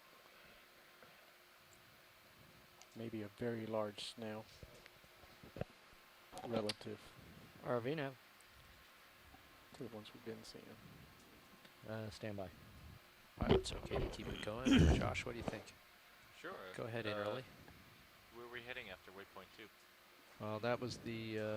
It looks like a larger snail, and you can see the foot fully extended on this snail. Oh, you better take the camera, Josh. I gotta hold this one. Camera coming down. There What we I go. got So you can from see the previous shell section, of the if you look snail, at and you can see the high foot fully they extended. said It they uses thought that once muscular we got foot to to 2, we were gonna go over to creep 3. out over Oh, the that's a question for, substrate. Watchley. You can Right. kind of see a tentacle And it looks like that's about just the same forward of the direction, shell so sticking out on the right, and you see a little bit of that siphon almost in the center. And sure enough, this shell is slightly transparent. You can see just off center, somewhat to the left side, you see a little bit of orange in there. To waypoint 3 And or that's squaring up probably on the local gonadal terrain and tissue just going where some uphill. of the Yeah. eggs are being produced. Yeah. So that's great. Nice view of that sponge. Okay. Hey, You know, we Watchley, have, I said sponge, I'm sorry. Nice view of that snail. We Oh, need- there's also a Sarianthed Anemone right at the base of that rock. That was Wide gorgeous. You could views. see the tube. Give you a camera. So I was going to say, earlier in the dive, we had encountered some rocks that had a light dusting of sediment, and it looked like there were tracks that were moving through the sediments. And something like that snail could be what's causing the tracks. You can see that large muscular foot underneath it. It sort of glides over the surface, could leave a mucus trail, and that would certainly cause a trail in the sediments that are covering the rocks. Watch lead. Pilots, watch lead. Yep. We have to discuss the plan with you. What's the brown thing? Is that just a rock shelf?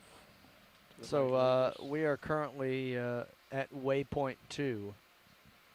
So where would you like to proceed from here?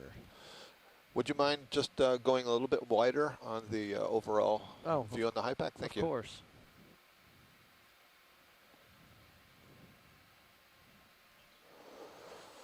Thank you.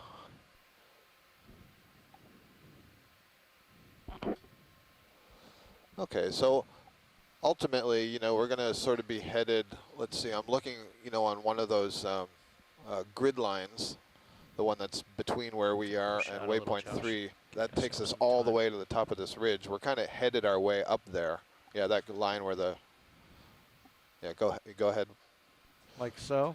Well, right, so, I mean, we could head in that direction, but you see, you're getting over one of the grid lines for the map. I mean, one of the lines of longitude. Of course. Yeah, so once you sort of get to that point, then we could go straight up slope. Holothurian on the right. Well, it's completely up to you. That's fine with us. Well, how about we take a heading of something like 015? I think that's actually where the line was that you were drawn. Not directly towards waypoint 3, but a little bit east of that. Shoot.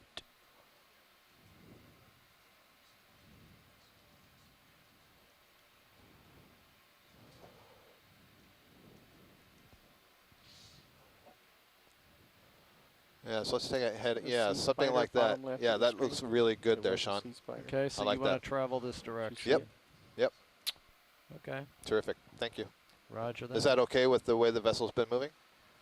I don't believe that we've been going in this direction. Sure. And I'll discuss it with the bridge. real Okay. quick. Well, And if it's sea stars. easier, I mean, Yeah. right now camera, it's Josh? more important Can- for us to go upslope than any if you particular have point, time, and so if off it's easier, camera given our left is a sea configuration, to go a spider. little bit more Okay, to the roll. east than what you just showed, I'm okay with that. If we're a little bit more Star, towards waypoint 3. So, oh, okay, I got you. That white So basically in that wedge between where you pointed and waypoint 3, whatever is easiest operationally to move, that heading will be fine.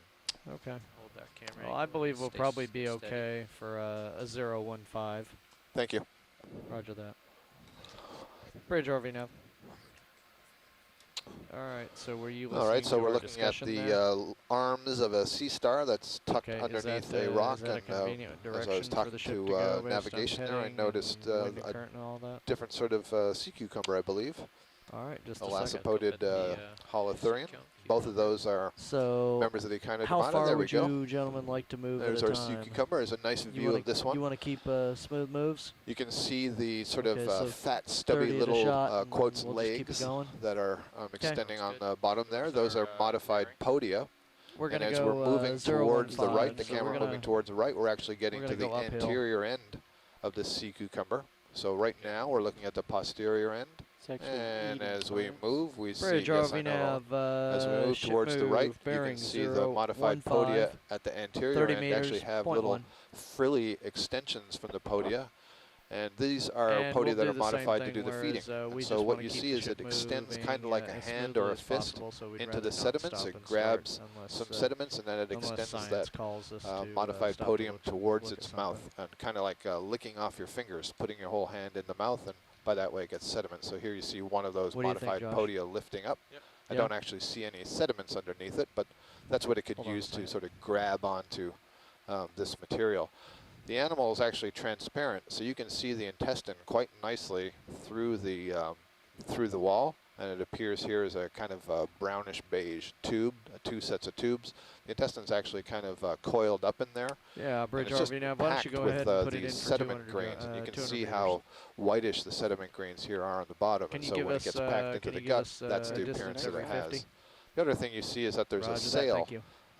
extending up from the back. Roger And that. this sort of, this species of holothurian is capable of swimming in the water column, so it can flap that sail. Those again are Should I look modified for the tube sea feet, spider? so that it Yep. can Tell swim me when for you're some clear. Clear. some period of time. And then that very bright pink was spot that you're seeing, It's that's off gonadal camera left, tissue. you'll So have that's to where the rotate. sperm or the eggs would be produced, depending on whether this was Maybe a male another or a meter to female. the left. So gorgeous view of a Holothurian sea cucumber, a member of the look like Echinoderma, a brittle Echinodermata. star. Spiny skin. There's There's 5 the head, classes of Echinoderms. The Holothurians or sea cucumbers are one of them.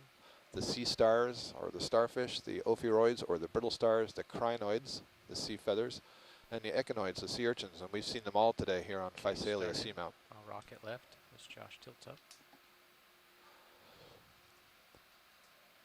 Here we're having a Nice close-up small. look at a sea spider, the Pycnogonida, and it looks like it is feeding on a giant solitary hydroid. Outstanding. I cannot believe it. I've said many times that they have this proboscis that leads off of the anterior end of the body, and they stick it right into a hydroid, or excuse me, into a polyp. There it is. That is great. Just great. Full zoom. So you're looking at the head end, that long tube that's extending from the sea spider. It basically sticks it into its prey. It's That is specialized to excellent. feed on cnidarian polyps, and it really just slurps it out, just like that. And there's some slurping going on here. Can you do that again for us, Scott? This is great. So, so what you're looking at, Yeah, that time thing to that get it's closer slurping to on it. is a giant Maybe. I don't know. hydroid. Josh is gonna And start telling me hydroid to is another member of the When you're Cnidaria. good, I'll try This to is a scoot in. polyp, and you see Try it's to warm tall up. and skinny there. And the You pink get- mass get that a you were little bit seeing of there it's pretty, was more gonadal tissue. We seem to be seeing a lot of gonadal tissue. So that's where basically, I'm at 80 degrees right now. Tilt. I'm saying Tilt down gonadal my tissue, maybe camera I a shouldn't little say bit. it that way. Tilt it. Basically, that's where it would bud off little that. hydromedusa, little jellyfish that would Settle in. have the gonads in them Okay. Tilt down that to would center produce it the up. sperm and eggs. Can you reach down and kind of twist my head around for me a little bit, Josh? Just kind of reach down with Sirius and kind of get me squared up, please. I'll work on that, Todd. Okay. That's a new software feature. Okay, Rolly. Let's see if we can get a real good view of this. Oh, his leg is hiding the... Let me see if I can twist can it use around his- just so. We can look at his little claw also. It's right there. Oh, that's gorgeous. You can actually now in this close-up view see reflections from where the eye spots would be, or the eyes on the sea spider, those two little spots at the base of that proboscis-like structure. And you can see the long arms. I've also said a few times that one of the fascinating things about the pycnogonid sea spiders is they don't really have any body. So if you think of a spider on land, it at least has a thorax where the legs connect, and then it's got a bulbous abdomen usually sticking off of the back of that. And you see that this has neither. It's just a really thin tube that the legs are connected to. And so the gut, the digestive gland, and gonads extend into the base of the legs because there's no space in the body. And then those very, very thin type legs that you see underneath there are called overtures. They use that to carry the eggs. So I have a note from some of the scientists on shore. Eric Cortez from Temple and his labs say another possibility to the feeding is that it is reproducing. Some sea spiders deposit eggs on hydroids, and so there's a possibility, but I've asked the question how the eggs would be transferred. I would think it would use some of those smaller limbs that you hang down and not the proboscis itself, but this is definitely the proboscis extended right into the top of that hydroid polyp. So the hydroid, these belong to the Corymorphidae family. The hydroid doesn't look very happy. No, the hydroid doesn't look very happy. And so that pinkish material there on the hydroid, that would be a fairly rich source of food and lipid, because that would be more of the reproductive part of the polyp. The altitude's starting to get down there. I'm sorry, guys, but we got to scoot. Well, that was fantastic. Come on, we can scoot. Get your camera back. I'm happy for the day. I got to slurp twice. I was trying to demonstrate the straw approach to sucking up your dinner. I'm going to go up fast and hard, Josh, so... coming up. All right. Very nice positioning. Great job. Thanks. Good job, Rolly. So, we're heading a little more to your port. Well, I was away at lunch, and I think some things have happened geologically. Yeah, you missed some. Was gone. Did you read back and see Yeah, all the stuff I was about reading a the little sediment back. layers? There were some sediment layers, and I'll Yeah. have to go back and see if I can look at the images of those tomorrow. It sounded interesting. I guess it'd be more accurate to say we saw what appeared to be layering in the rock, and it sure looked like sedimentary type rock, and some of the geologists agreed with that. And one of the things they had asked us to look out for. Flyby here on this okay. Just black coral, maybe? Yes, good call, Todd. That is a black coral. Over top of it, I got to keep moving. Yep, right, Josh? understood. We got to catch up after that long view. I'm at 45 degrees right now. Okay. It's got a big delta, so I'm going to come down. I got a good still image, including the base. Roland, you are good. You mean with the still cam? Still camera. Sorry, Susan. So what I was saying was what the geologists were hoping to see was where that layering then intersected back with the more lava-type features, but we didn't see any distinct area. You know, there was layers, and then suddenly there wasn't. But I didn't notice a transition, and nobody called out that we should stop and look at Okay. X. Rock Huh. looked like So it was sort of, was it stretching laterally across the whole view, or was it Yeah, there was a small lot. We pocket?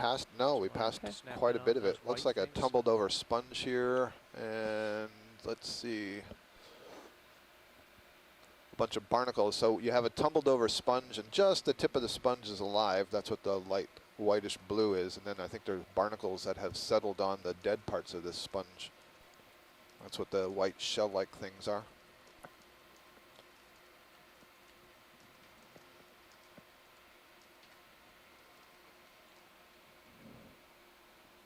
So this is our new heading Keep here. going Todd. if you need to. Oh, Susan? Yeah, that's all.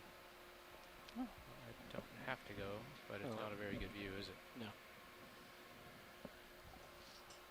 Okay. Once we leave here, Todd, I noticed on the right, coming up on the right, there's another, looked like coral colony. Yeah, right there just came into view. I think it's a bottle brush. And there's also an urchin just leaving the bottom of my screen. I will try to get you in on the bottle brush.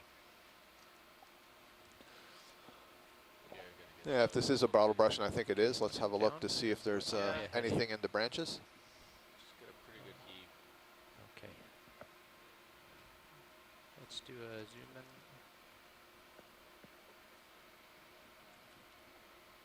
in. Yeah, there's something in the upper part anyway. Below your lower swing arms. Okay, good. Wonder if that could be an egg. It looks like maybe a skate egg from the side, perhaps. At the top, you mean? Yeah. I'll try to get you there. Okay. Take my camera, Josh. Do you have more zoom than that? Max zoom. Okay, maybe just a bump up, please. There you go.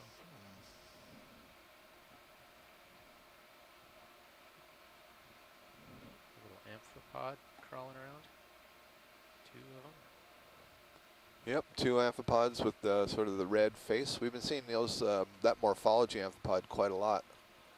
So I can't tell if I'm looking at the back of a barnacle. Maybe that's what I'm looking at. Maybe there's 2 barnacles and I'm just looking at the back side. Or if it's something else. Although it looks like it has maybe a hole in the upper side. Look further down. I think there was some more stuff lower down on the colony. Go ahead. Go ahead, Josh. There's another amphipod, and what's that? Crab. Shrimp. There's a Is shrimp. one of those sort of translucent clear shrimp. Yep.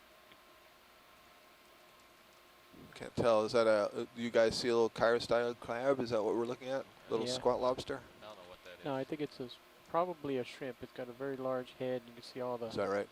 all the little It looks claws in like, the front. from this No, that's perspective, it looks like a very large version of these amphipods that are. Does, doesn't It it? is. Yeah, yeah, That's it what is. it is. There's the 2 white spots, so it's another amphipod, just larger. Wow. It's entirely possible that lasers this across him. um, Let's try rolling. those are think juveniles, I and think this is an lasers adult one. Already, Okay, so no shrimp, no crabs in that, Maybe tilt up. but maybe a barnacle. Yeah, I think the consensus on shore as let's well move is on. that that was a barnacle. Thank you, Todd. You That's bet. great. A Okay, bunch of camera sponges back. in the background. I see another bottle brush Chrysogorgia colony I on need to the go my left. right side. Okay. So we're getting a few more of the suspension feeders as we get into this these features. As we catch up to the sled, looks like we're passing over maybe another one of the ruffled glass sponges. Is it, or is that just a Chrysogorgia that's missing? Oh, it's another Chrysogorgia. All right. Small polyps. Yeah, the polyps are tiny in these things. It's interesting. It's missing lots of branches in the middle. I wonder why.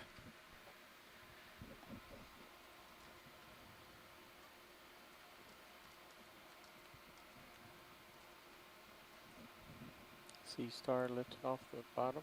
Where? Above your lasers, barely. Do we want to? There's 2 of them, I think. Or maybe it's just dark There's underneath. 3 of them. Brittle stars, Brittle another stars. Chrysogorgia. I think I saw Sarianthed Anemone also there, just off the bottom of the screen. I notice on this brittle star, there's some little orange patches maybe in the corners, and that may Okay, be camera. gonadal material that are popping out of the center of the disc. So there are some little slits that are on either side of the arms, and gonads, the eggs can be released from those slits, and so I wonder if that's what that orange color is. He's actually currently propping himself higher and Yeah, higher. you can see that the oral disc is raised off of the bottom by the arms. You can see that the arms about halfway along are curved upwards. So this is positioned a little bit above the Okay. bottom. Okay.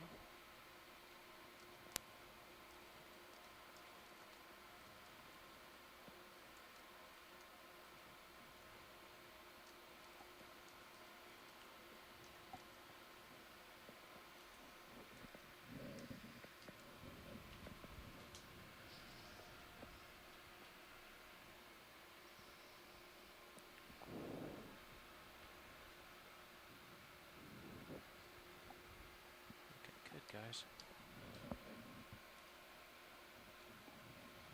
So your lower swing arms are partially deployed, partially tilted. Should look at that rock. That orange. There's another one of those red squat lobsters up ahead.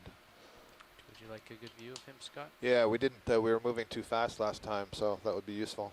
Thank you. You can do that. Let me settle in. I've got time. And he's in a perfect position too. Sure is. Tell him not to move. Don't move, squat lobster. Don't move. I'm coming to say hi.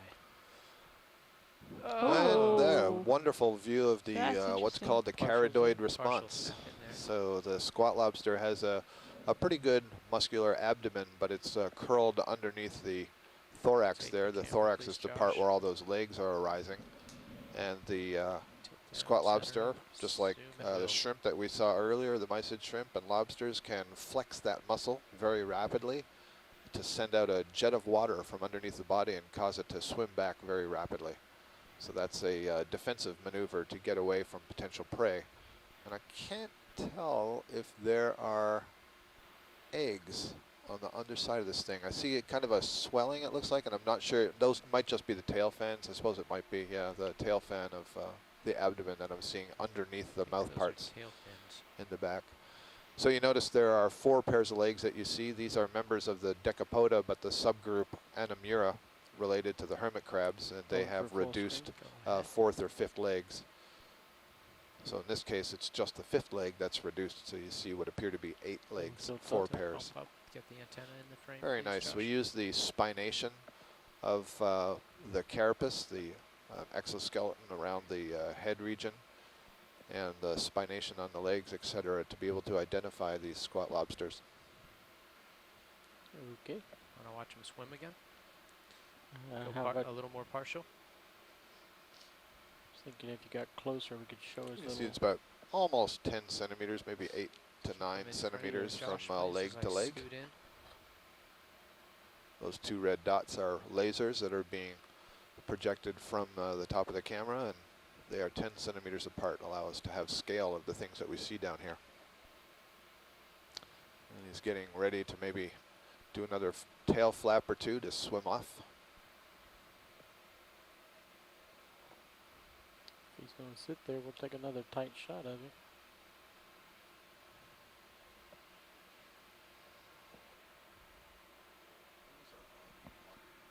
Okay, go ahead.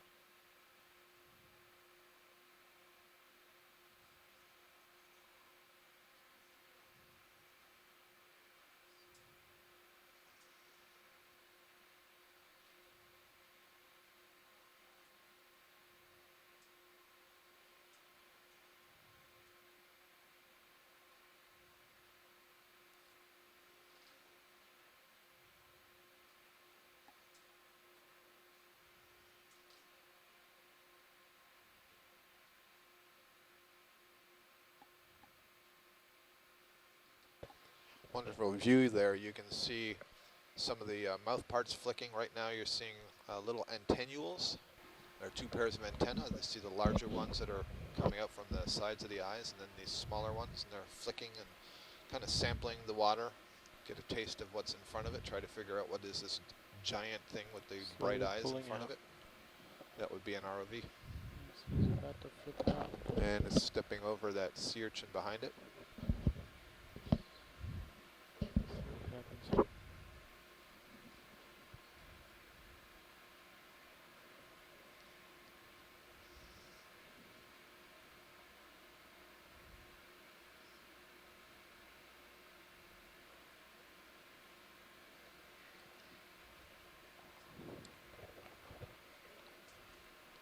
Okay, he's taking This his time. squat lobster moves at his own pace. He isn't going to perform on command.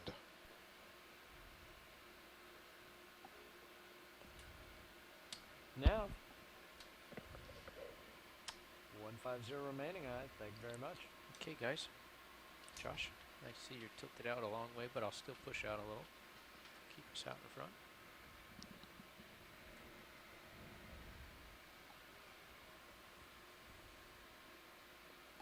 Very great imaging of that guy.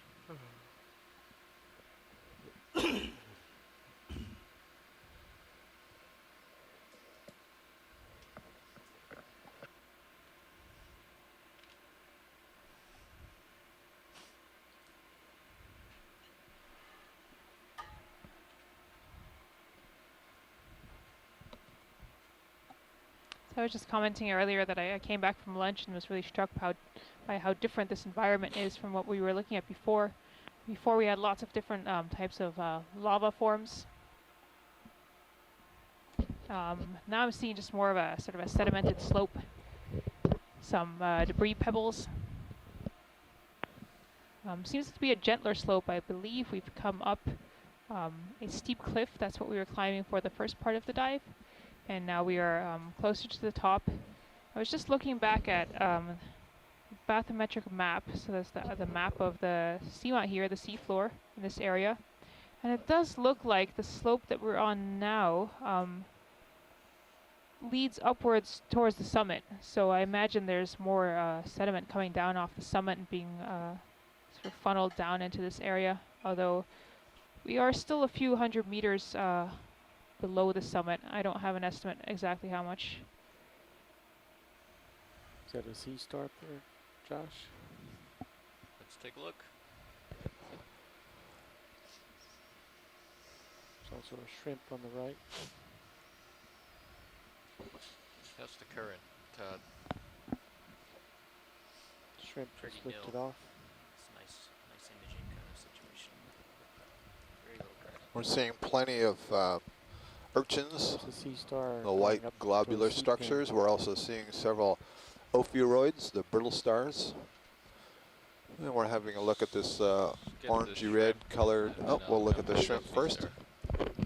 Oh, great. Looks like Aristopenaeus. So much earlier. No, I take it back. That is not Aristopenaeus. But this is. Well, this looks like a nematocarcinid shrimp. So benthic shrimp, but he's swimming up into the water column. Oh, there he did his charadoid response, which is to flick his abdomen to go backwards. You can see how long and spindly the legs are. These are called thread-legged shrimp. And very, very long antenna that it can use to sample out into the water around it and hopefully detect some prey items. And what I was going to point out is that the swimming legs of this are on the abdomen, which is more typical thing that you see among the shrimp, among most of the shrimp, but it's different from the mysid shrimp, for example. Is going to be interesting. All right, looks like there might be a little black coral on a rock with a sea star. Or is that a crinoid? Yeah, it is a crinoid. It's a crinoid, okay. Stocked Good crinoid? Yeah, come on in video. Yep, stock crinoid. So we saw this sea star earlier today, and I apologize, I should have the name of this thing because we've seen it a couple of times now, and I just haven't been able to dig it up from where I wrote it. This is an asteroid, so it has tube feet in grooves on the underside of those arms. I think we had better imaging before, so we'll just get a little Yep. bit of this. All right. But you can see the nice articulations in that stalk that's going up towards the crinoid. So this is one of the stocked crinoids, or the sea lilies. The other day when we saw this, I was talking about some studies that have looked at the connective tissue that joins those little ossicles in the stalk there, and was noting that it's really interesting in that the connective tissue is under the control of the neuronal system so that it can be partially liquefied on command, allowing it to bend, and then it can stiffen up. And so basically it gets soft and stiffens and soft and stiffens, and in that way it can allow it to bend and move. And there's some question about whether the connective tissue actually can act like muscle, which would be very odd because it doesn't have the contractile fibers that muscle cells do. So there's still some study going on in that area. But it is a unique kind of connective tissue that's only found in the echinoderms and a lot of interest to biologists. A little tiny shrimp, and there's something purple in the background. This looks like a little mysid Howdy, shrimp. Scott. Hey, Chris, you're going to remind me? I can give you a name on that starfish. Yeah, you did already, and I just haven't been able to track it down in my notes. Please go ahead. Oh, it's a benthopecten. Benthopecten, right. They're a group of deep-sea asteroids that have flat arms and are covered with spines. We really don't know a lot about them, and even though they've been imaged before, we really don't know how they feed or anything else. For all I know, its proximity to that crinoid was indicative of something important. So, yeah, I was hoping that it we'll was see, going to be. but, I know it's been seen a couple of times, but really interesting. I was hoping that we were going to see that it was feeding on that crinoid, but such was not the case. But yeah, fun to speculate. Same here. Yep. I mean, I've been seeing all of the sort of empty tests, so conceivably that's what this thing eats. I don't know. I think they've had gut content analyses, and it's had sediment and other miscellaneous things, but a lot of sea stars have sediment in their gut. Sure. So, it's entirely, it's not entirely clear what they do, but thanks again, the Physalia Seamount. It's been wonderful. I missed a couple of starfish earlier this morning, but yeah, people caught it. Yes, yeah, the there's some Facebook good group and images. so forth, so. I think this should be called Echinoderms. But keep up the good work, and I'll look forward to hearing more later. Thanks, Chris. Thank you.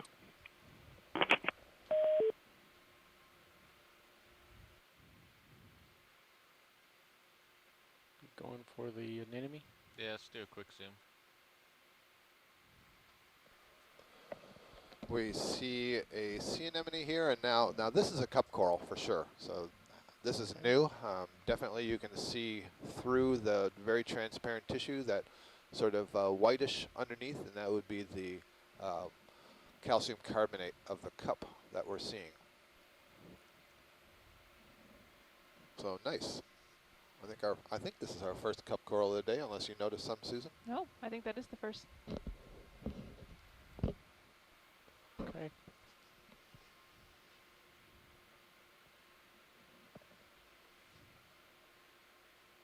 So as we pull back here, you see there's lots of these sea urchins scattered over the bottom.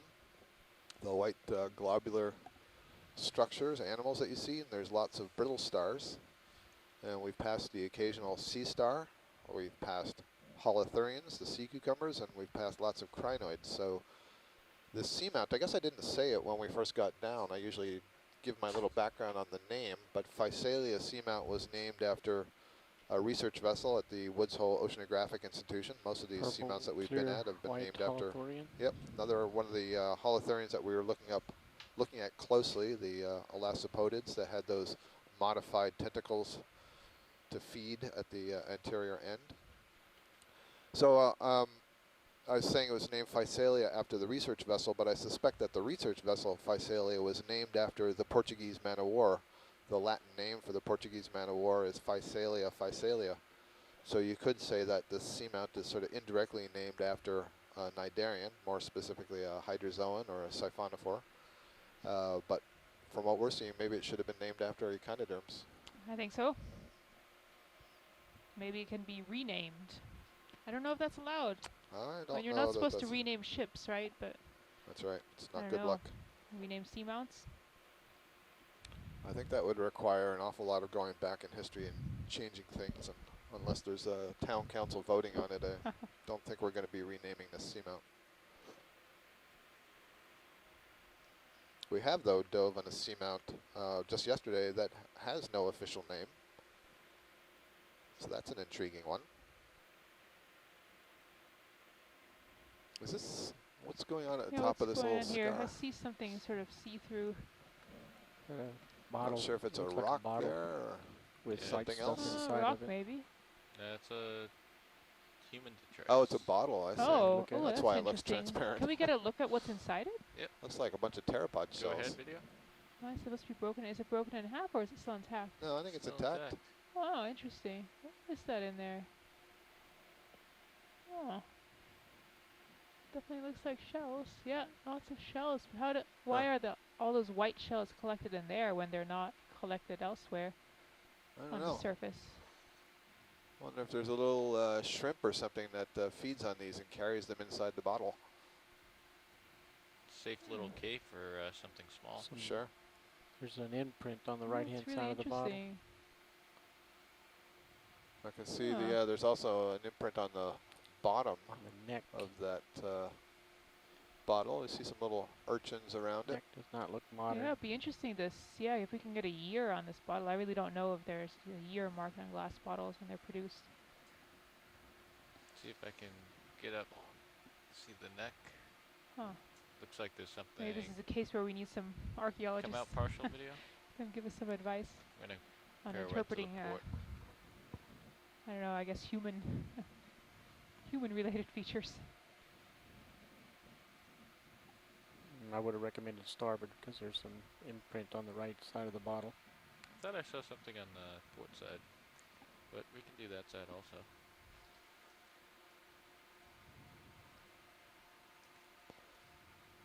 Maybe. Mike Start Vecchione at the Smithsonian is Get noting closer in to you, our Josh. event log that there's no fouling organisms, no animals living on the outside of the bottle. Nothing is settled on the bottle. You might expect that there be hydrozoans or worms or Come in barnacles on or this row. small anemones, etc. So I wonder if this is a relatively fresh addition to the bottom, or that it has been buried and become unburied.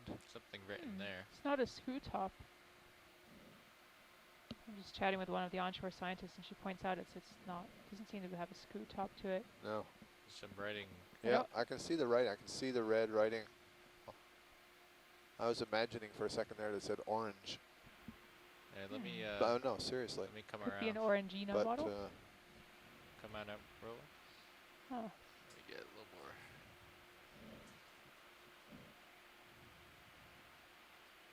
it does appear to have been there long enough to get that winnowing of sediments Yeah, that's and right. the pebbles behind it. Huh. Maybe we can get a good view of the side of the top.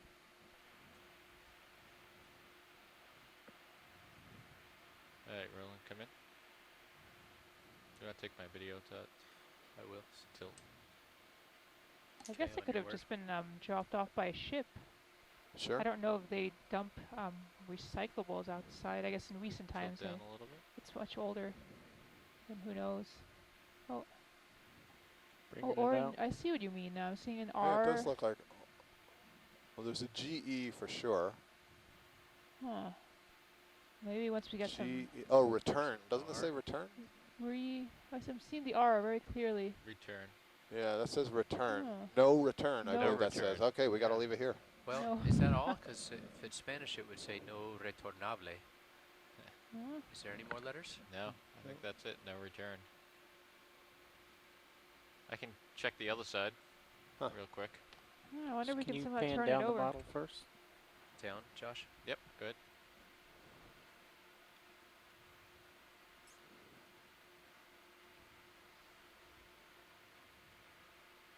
Tilt Okay, up. check the other side. Right, let me check the other side. Want your camera? No, you can hold on to it. All right. Just so you know, I'm looking down at 80 degrees. All right, Got we'll do one this. more shot at this. Yep. And then we'll hit the road. Some really nice pivoting by the pilot around this feature so we can get to read the different sides of the bottle. See if we can get any clues to its I'm origin. hypothesizing no deposit on this side. Ah, All right, tilt down. All right, come on in. One more bump. Yep, good. A little more. Okay, I'm holding. No something. I don't see. Oh, I see. Yeah, there it is, but it's not as clear. Yeah. Josh, just so you know, I'm now just past you. Okay. Well, I think it's Cool. repeating it. That's an N. Oh, Yeah, there's it a little definitely bit of says is no. that a mycet up there at the top? What's inside that's the an mouth of amphipod, an I think. amphipod, Yeah, all right. Josh, I think time all to right, scoot. time to scoot. Come wide, Cool. please. So you got your Interesting own little thing. camera now. Got me. I'm looking down Well, past the Roland had a hypothesis that it would say, oh, I see a rat tail, a grenadier, and a Sirios camera. So Just to the left, I just think. for the fish guys to too. know. Go-kart mode. Mr. Carlson, please. Push Oh, it forward. I think it's. This is the fun Oh, part it's of just trying over to get D2 to now on the floor left. Yep. It's right on top of D2. Full speed. So, yeah, Roland was suggesting it would say no deposit. You often saw that term, no deposit, no return. Tilting up. And coming up.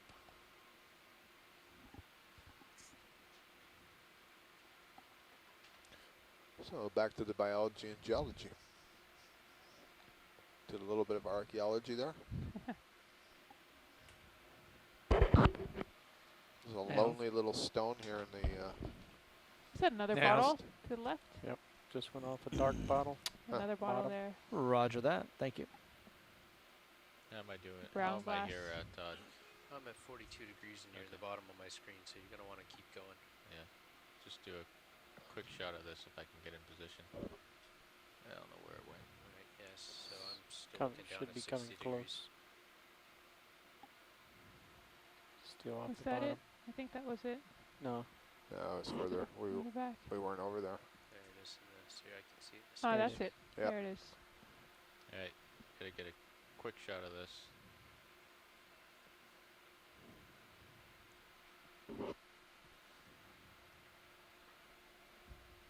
This one is a dark bottle. Oh, smaller. That looks... Oh. This It's looks like either- a chemical, like an Yeah, acid bottle I or was going to something. say it's either more encrusted or it's got various etching on the bottle. Doesn't quite look like a beer bottle. It's not quite the right shape. No. Alright, well Looks we like might a see cough some more syrup up ahead. bottle almost. Time to punch it. Sort of Like in a what? one of those Punching ahead. like cough syrup or That's some sort in of sonar, medicine bottle. this area. That's interesting. Just maybe a couple blips like this rock in front of D2.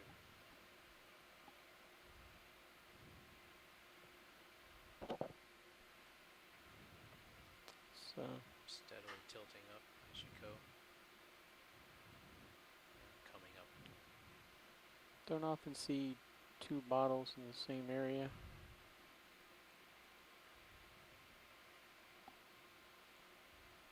Okay, 35 degrees. Start good. Coming up though.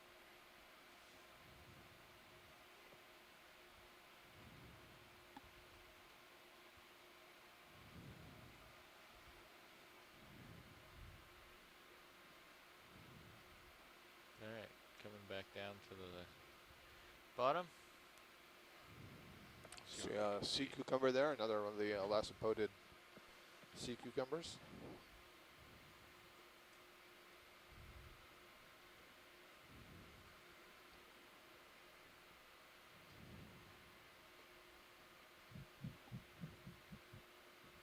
Several urchins. Not sure, what's the white structure there in the lower It's right? a shell.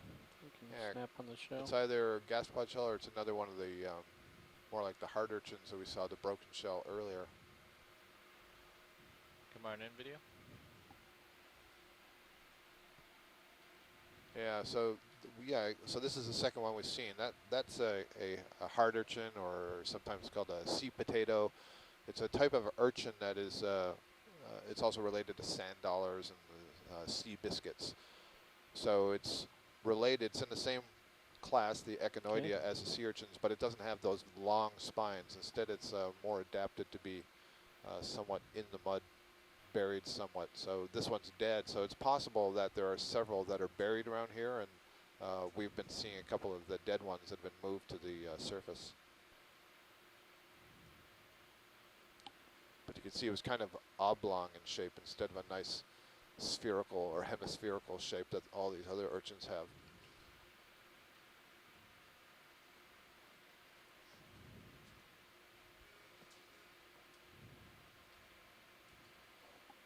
In places I've been seeing these slight imprints in the sand that look like larger, I guess, pebbles or cobbles were there and had then been removed.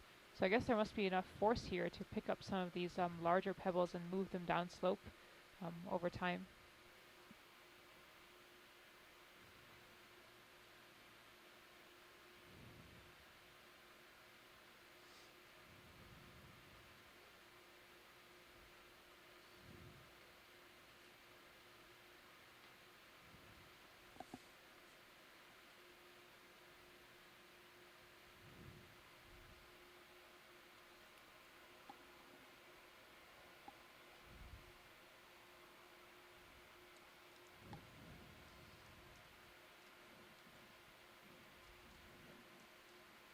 Let's do a quick zoom here, Roland.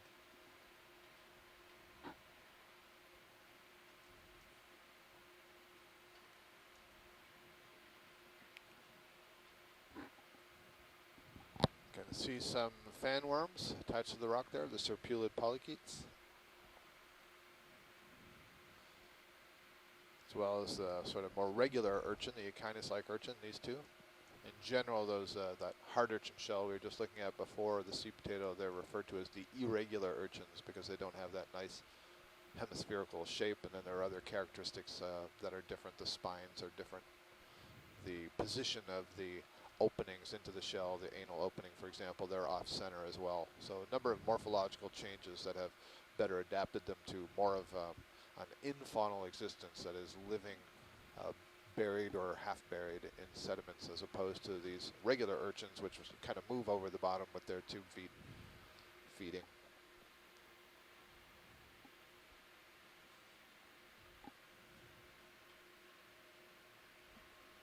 Nav.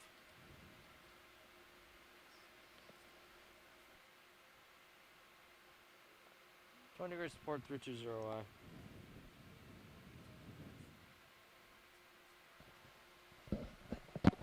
Roger that. Pilot, you good with that?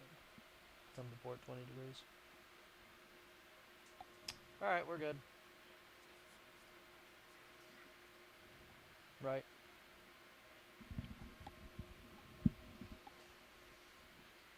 3, 4, 5 stock crinoids. Yeah, lined on the rock there. Little crinoid gathering. Can come in partial video. It's actually 6. There's 5 along the top and 1 a little bit lower down. 7, there's a smaller one next to the one that's lower on the rock. You'll notice they're all oriented in the same direction, and that's a reflection of the current flow. Imagine the current is flowing from upslope and moving downslope. Pilot confirms that.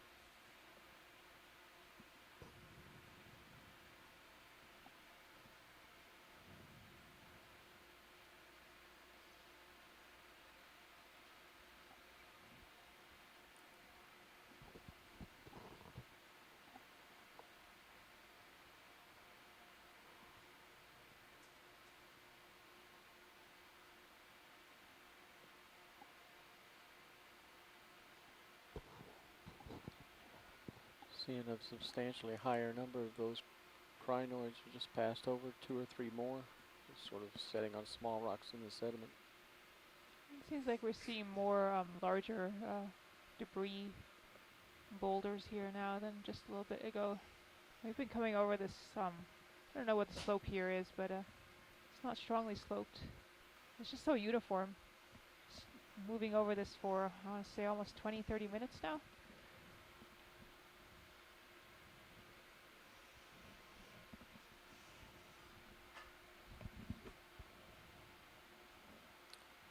Something red, I think it may be a different Holothurian. Just above your lasers. Come in partial. It's a rock. That is Red. a well-stained rock. That's interesting. Yeah, let's zoom in on that little, that's a shade of red that I haven't seen yet. Oh, interesting. Right, just settling in. Huh. Alright. There's a little bit of it like staining also the side of the There rock is to the over left. there, Coming yeah. tight. What is that? Looks like hematite maybe? That's a really strong shade of red, not the kind of orangish yellow red colors we've been seeing so far.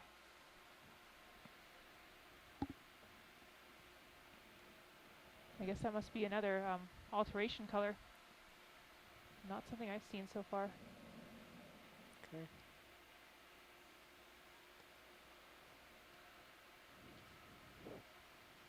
Oh, I'm sorry, can you zoom back in just to the right of the center of the screen? There's something standing up in front of the rock. Yeah, there's a nice Sarianthed Anemone. So just, this is a nice view of it. We saw one from the hidden behind a rock earlier, and I called it a tube anemone. And you can very clearly see the tube underneath the tentacles here. It's kind of a muddy gray color. And you can also see that inner ring of tentacles that's much, much shorter. That's right around the mouth. So that's in the center of that ring.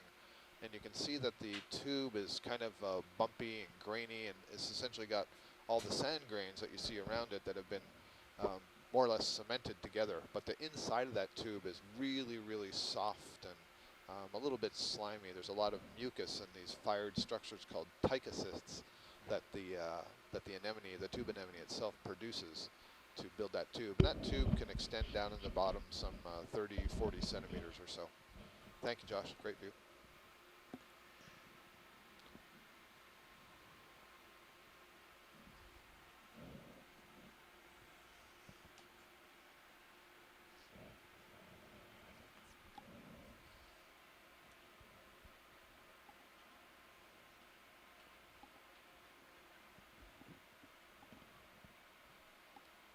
Looks like maybe another sea cucumber here, this pinkish purple.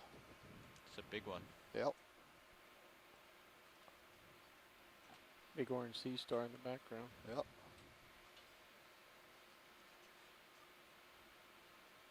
So this this sea cucumber to me doesn't look like the one that had all of those elaborated tube feet extending off of it that we had a good look at earlier that was doing the feeding. So this would also be feeding on sediments, but I don't think it's the Elassopodid. This might be a Aspidochirid.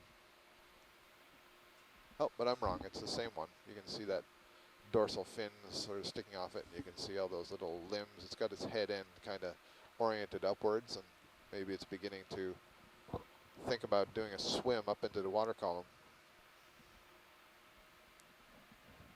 Very nice. You can see all the heavily modified tube feet. So if you look at a sea star and you turn it over and you see all the little tube feet, well, this is the tube feet of the sea cucumber, heavily modified for its existence. Right. Would we like to see the sea star up here? I bet somebody Let's on the see, shore so this side looks will. like the one, this is the Benthopecten. We've now seen this 3 times today. And Chris Ma called in a little bit earlier to help us out with the name of this. Chris Ma's at the Smithsonian Institution and studies these sea stars for a living. And one of the things that he's pointed out is we don't really know that much about it. They've been observed in some photographs, and now we've been seeing them in some video. There's been some collections, but we don't really know much about its behavior.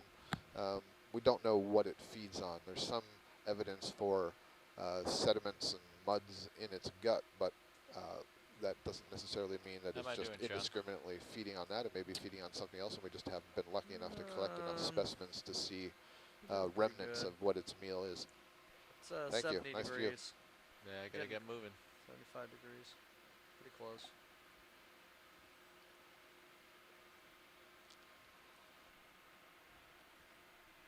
You gotta watch your sonar also, and your altitude here. Yeah. Coming up. We're still crossing these contour lines that are somewhat wide, so it's perhaps not too surprising that we're seeing more sediment than hard bottom as we climb up this slope. And we have seen some coral colonies, but not really all that much. There we go. Those of you who are looking at the quad screen on feed number 3, video channel number 3, if you look in the lower left of the quad screen, you can see the HIPAC screen, which has the bottom bathymetry and topography shown on it.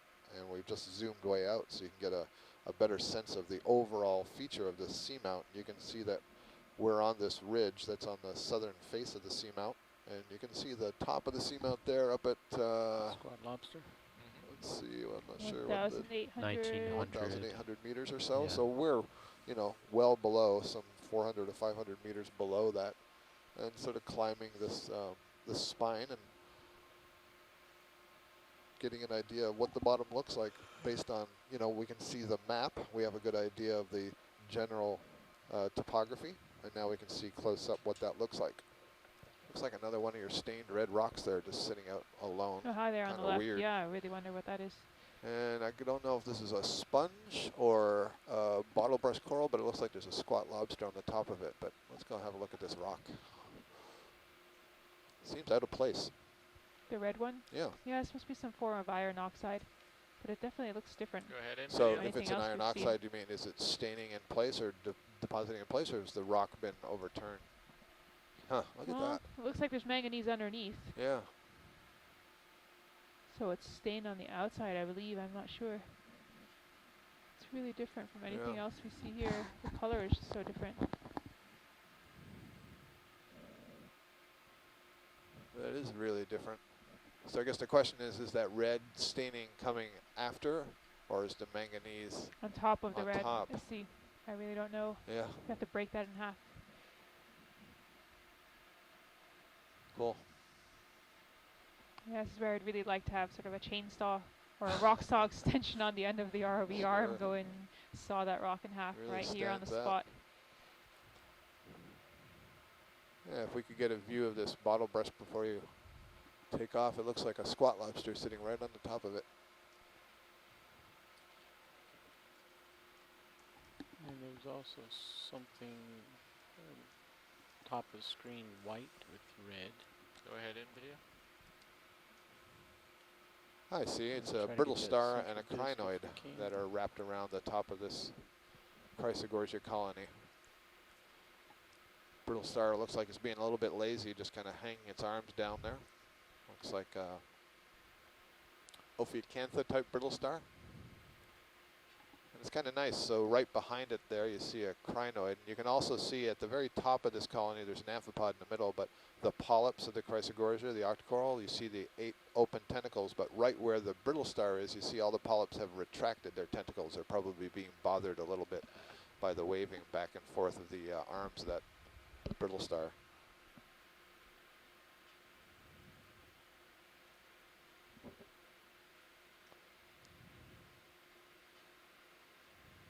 It's right ahead of us. Did we look at that already? Say The again? red. What's our camera angle? Maybe another squat 75. lobster? Yeah, I think it's a squat lobster. Like it's camera hiding in under video. that rock there. Yeah, with a sponge. Oh, well, that's why you have to look closely. That's an Anthomastus, or On a Anthomastus leg, sponge? so a couple of times that we've seen this. Is So you that have a unusual to sponge. see it on a sponge? I think it is unusual. Or it's I don't actually know looks that I like remember. looks like the sponge is growing Yeah, around it does it. look like, that seems more logical. The sponge is growing around the base of this little octocoral colony, Alright. the Anthomastus. We've seen these gotta, earlier today, and there you get see moving most here. of the tentacles are kind of pulled in, so the polyps aren't extended in their full feeding position.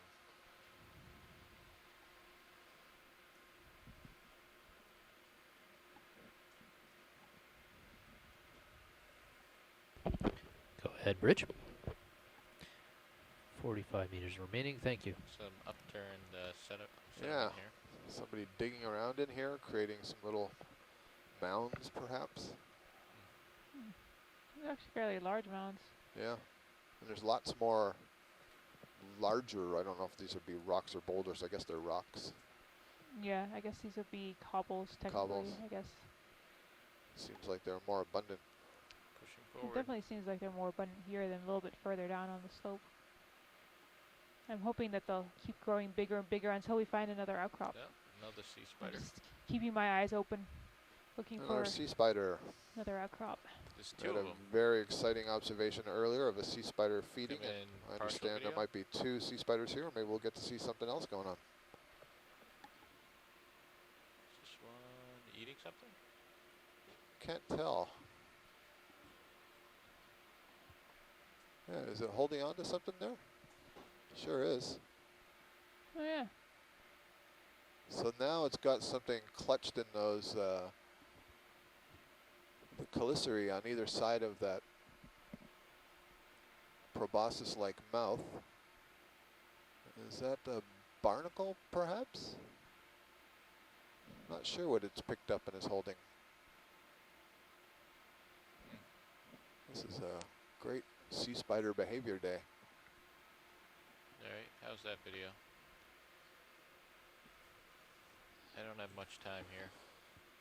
Yeah, there's one suggestion on shore that's eggs. It didn't really look like an egg mass to me, but at some point, these will release eggs, and then they'll be carried around, and those 2 arms that weren't holding anything that are hanging down below the legs. Sorry. Sorry, I didn't have my mic open. Yeah, it was a good shot. There's your second one. Oh, here's the other one.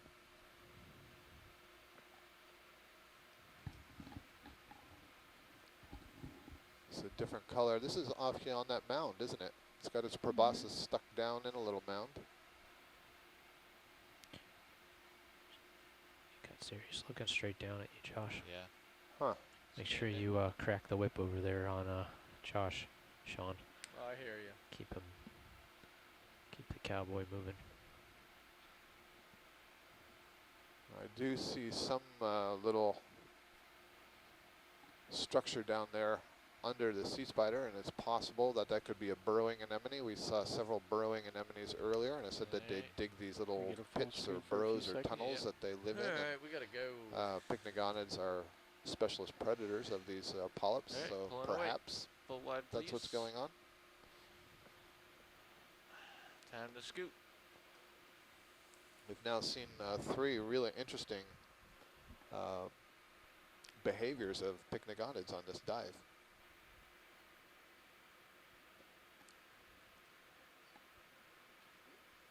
Ahead of us on the Sirius view, also behind, maybe just in general, better on the Sirius view, you can now see these sort of undulating lines of darker debris in the sediment.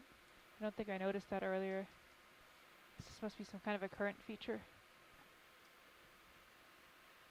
And you're seeing them now on the D2 view as well.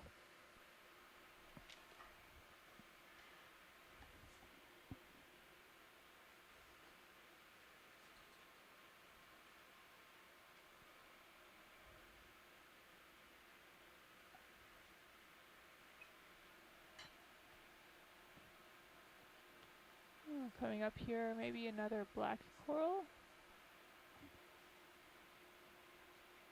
I believe it is.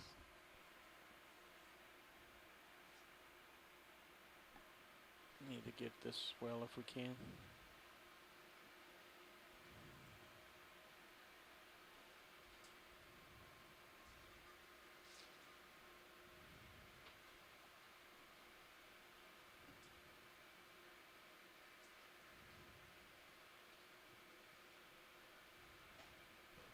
Guys, our ship moves almost done. I'm going to There's keep it somebody trucking in in this video. direction. Looks like there's somebody at the base. Brittle star at the base.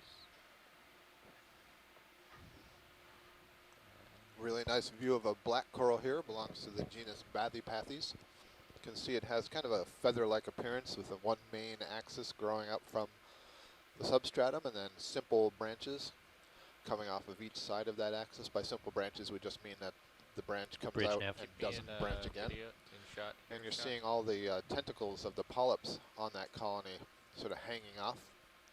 Yeah, Rich. And I'd between like the to go tentacles ahead on some of them, you can see a slightly keep a steady raised move going. structure that's a slightly different color orange. can do That's the another 200 hypostome. meters. This is where the Okay, mouth ready. is. 0, for 1, the 0. polyps.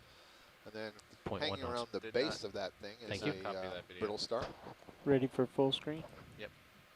When you are. I'll come around Beautiful to image. starboard here. Do a little bit of a pirouette.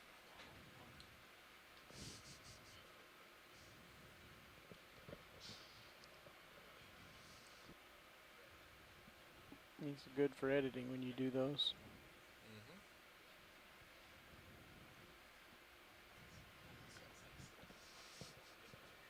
And pulling away.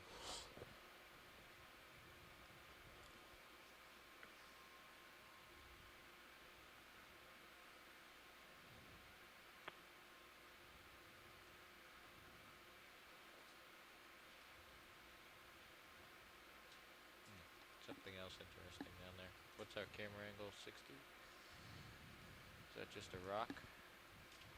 I believe so. Yeah, you're at 60 degrees. Guys, this ship's last 200 meter move is just about finished, and I've asked for a continuation of another 200 meters at 010. 010. Aye. Roger that. Partial on this yellow thing here. It's just a rock. There's no such thing as Exact- just a well, rock. That's It's right, yeah. I a don't know rock. if that's... Maybe it's Is an it? Is interesting that a rock? Looks kind of more spongy. I guess it's Yeah, it could I be don't some know. of this carbonate material that's Yeah. fallen off. I mean, we saw some of that below us. It's got some boreholes in it, Yeah, or it definitely erosion does. holes. Meaning it must be soft enough for an organism to bore in there. Uh-huh. Yeah, it definitely looks like, or could be some of that. I don't know if it was sandstone, if we decided what it was that we saw in those layers coming up the slope. That would have been below us, so I assume there must be another outcrop somewhere ahead or above us. I apologize for referring to it as just a rock. It is Apology a accepted. wonderful rock. An interesting rock. You made the mistake I did Yeah, when you're just another I ROV had pilot. earlier made Come in comment partially about video. boring mud. Yeah. That's a Holothurian. So you Looks leave like the another one boring- of our elasmopodid sea cucumbers, the ones that have the little sail on their back and that are taking kind of like fistfuls of sediments using these modified tube feet. There are many, many animals that are deposit feeders in the deep sea. Since the food is ultimately descending through the water column and a lot of it gets deposited over the muds and the sands and the rocks that you're seeing, there are various organisms that are adapted to essentially take advantage of those nutrients that are Was in that the a fish? soil. Fish to I the think- left. Was it a fish that was swimming high? I believe it was. Must Lost be gone him. by now. Is in your Yeah. HD2 Fast. It was camera. a small one. Small. Just swam off the top of your HD2 camera. Looked like You a tilt sea your pen camera also. up and rotate That was left. ahead You'll here. see it. Yeah, he's too far out there. Yep, another Anthoptylum sea pen. Good partial zoom. So this one looks like it's actually in the sediments. This is the more typical place that you would expect to see it, as opposed to being on the rocks. Hey, pilot, just so you know, I'm seeing some larger tension fluctuations on the winch. So, What do you mean by larger? I just saw over 12K. Okay. I mean, we're not super deep, so that seems like a large number to me. Okay. It's not completely unusual. There's a Nope. shrimp Okay. swimming by. And I notice it's in conjunction with the ship moving around. Yes. So, Zoom shrimp. And I lost it. Mean of 8,400 pounds. Standard deviation of 1,200. Maybe one of these nematocar-sined benthic shrimp spend more of their time on the bottom, but are capable of swimming quite nicely through the water column. You see it has very thin legs, quite delicate looking.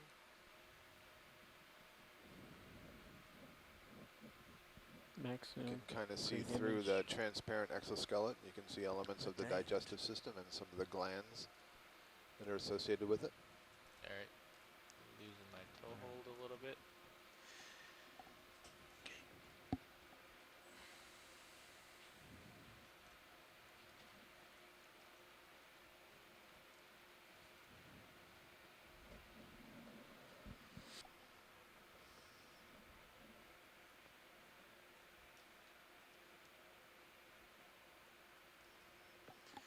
Is our speed still 0.1? Okay.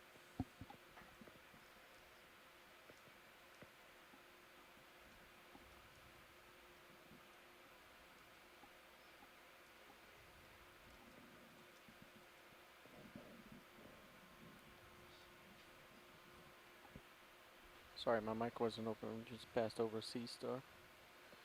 Sorry, Orange. missed it. Sorry, I was typing.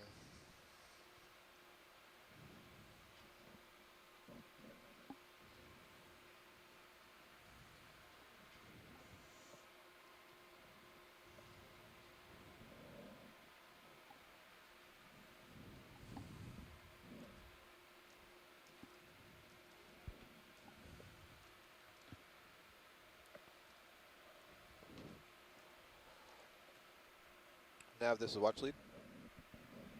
Go ahead, Scott. Would you feel comfortable going a little bit faster over this terrain, or are we already maxed out? I certainly think that's possible. Pilot? Josh? I'm happy Point with two. going faster. Okay, I'll call it in. Thanks. I'm thinking about getting to the top of the feature that's showing on the screen right now. Okay.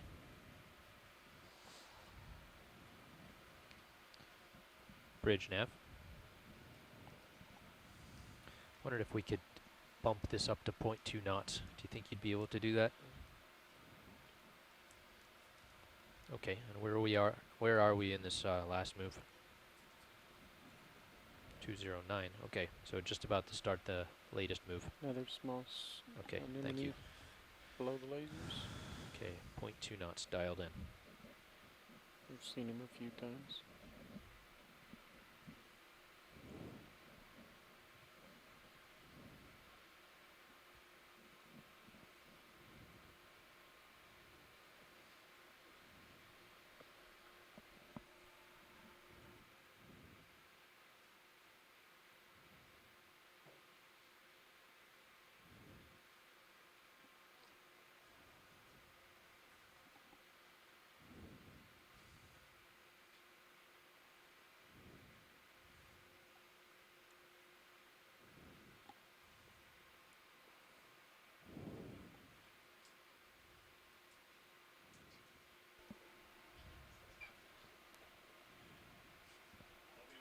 Streaks look like, you can't tell if there's some burrowing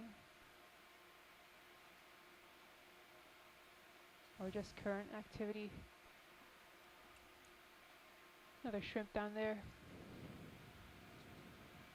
Looks like a rock may have been picked up in that spot, leaving behind a scrape mark. It's a white thing next to the rock. Sea star? Yeah, right ahead of us, there's something at the base of the rock. There's an urchin on top of the rock. I believe that's an urchin, but I think we saw this don't sea know what's star from below. the back side. It was Alright, hidden Leo, behind the come rock on in. before. Well, that's interesting. Yeah, sea star. Curled up against the bottom of that rock. You can see its 2 feet sticking out and hanging onto the rock.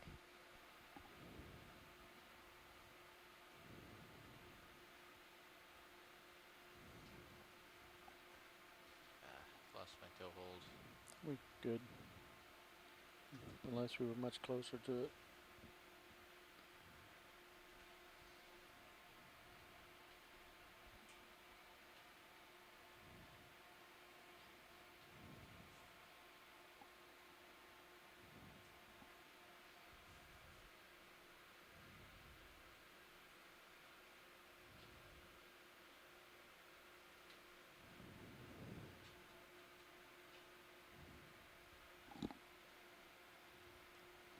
Alright, video, go ahead.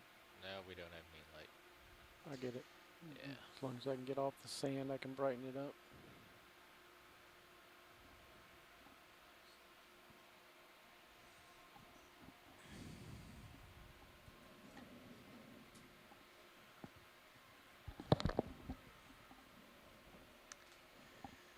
Sorry, video. Having trouble holding this. We can leave it. Not the best specimen location.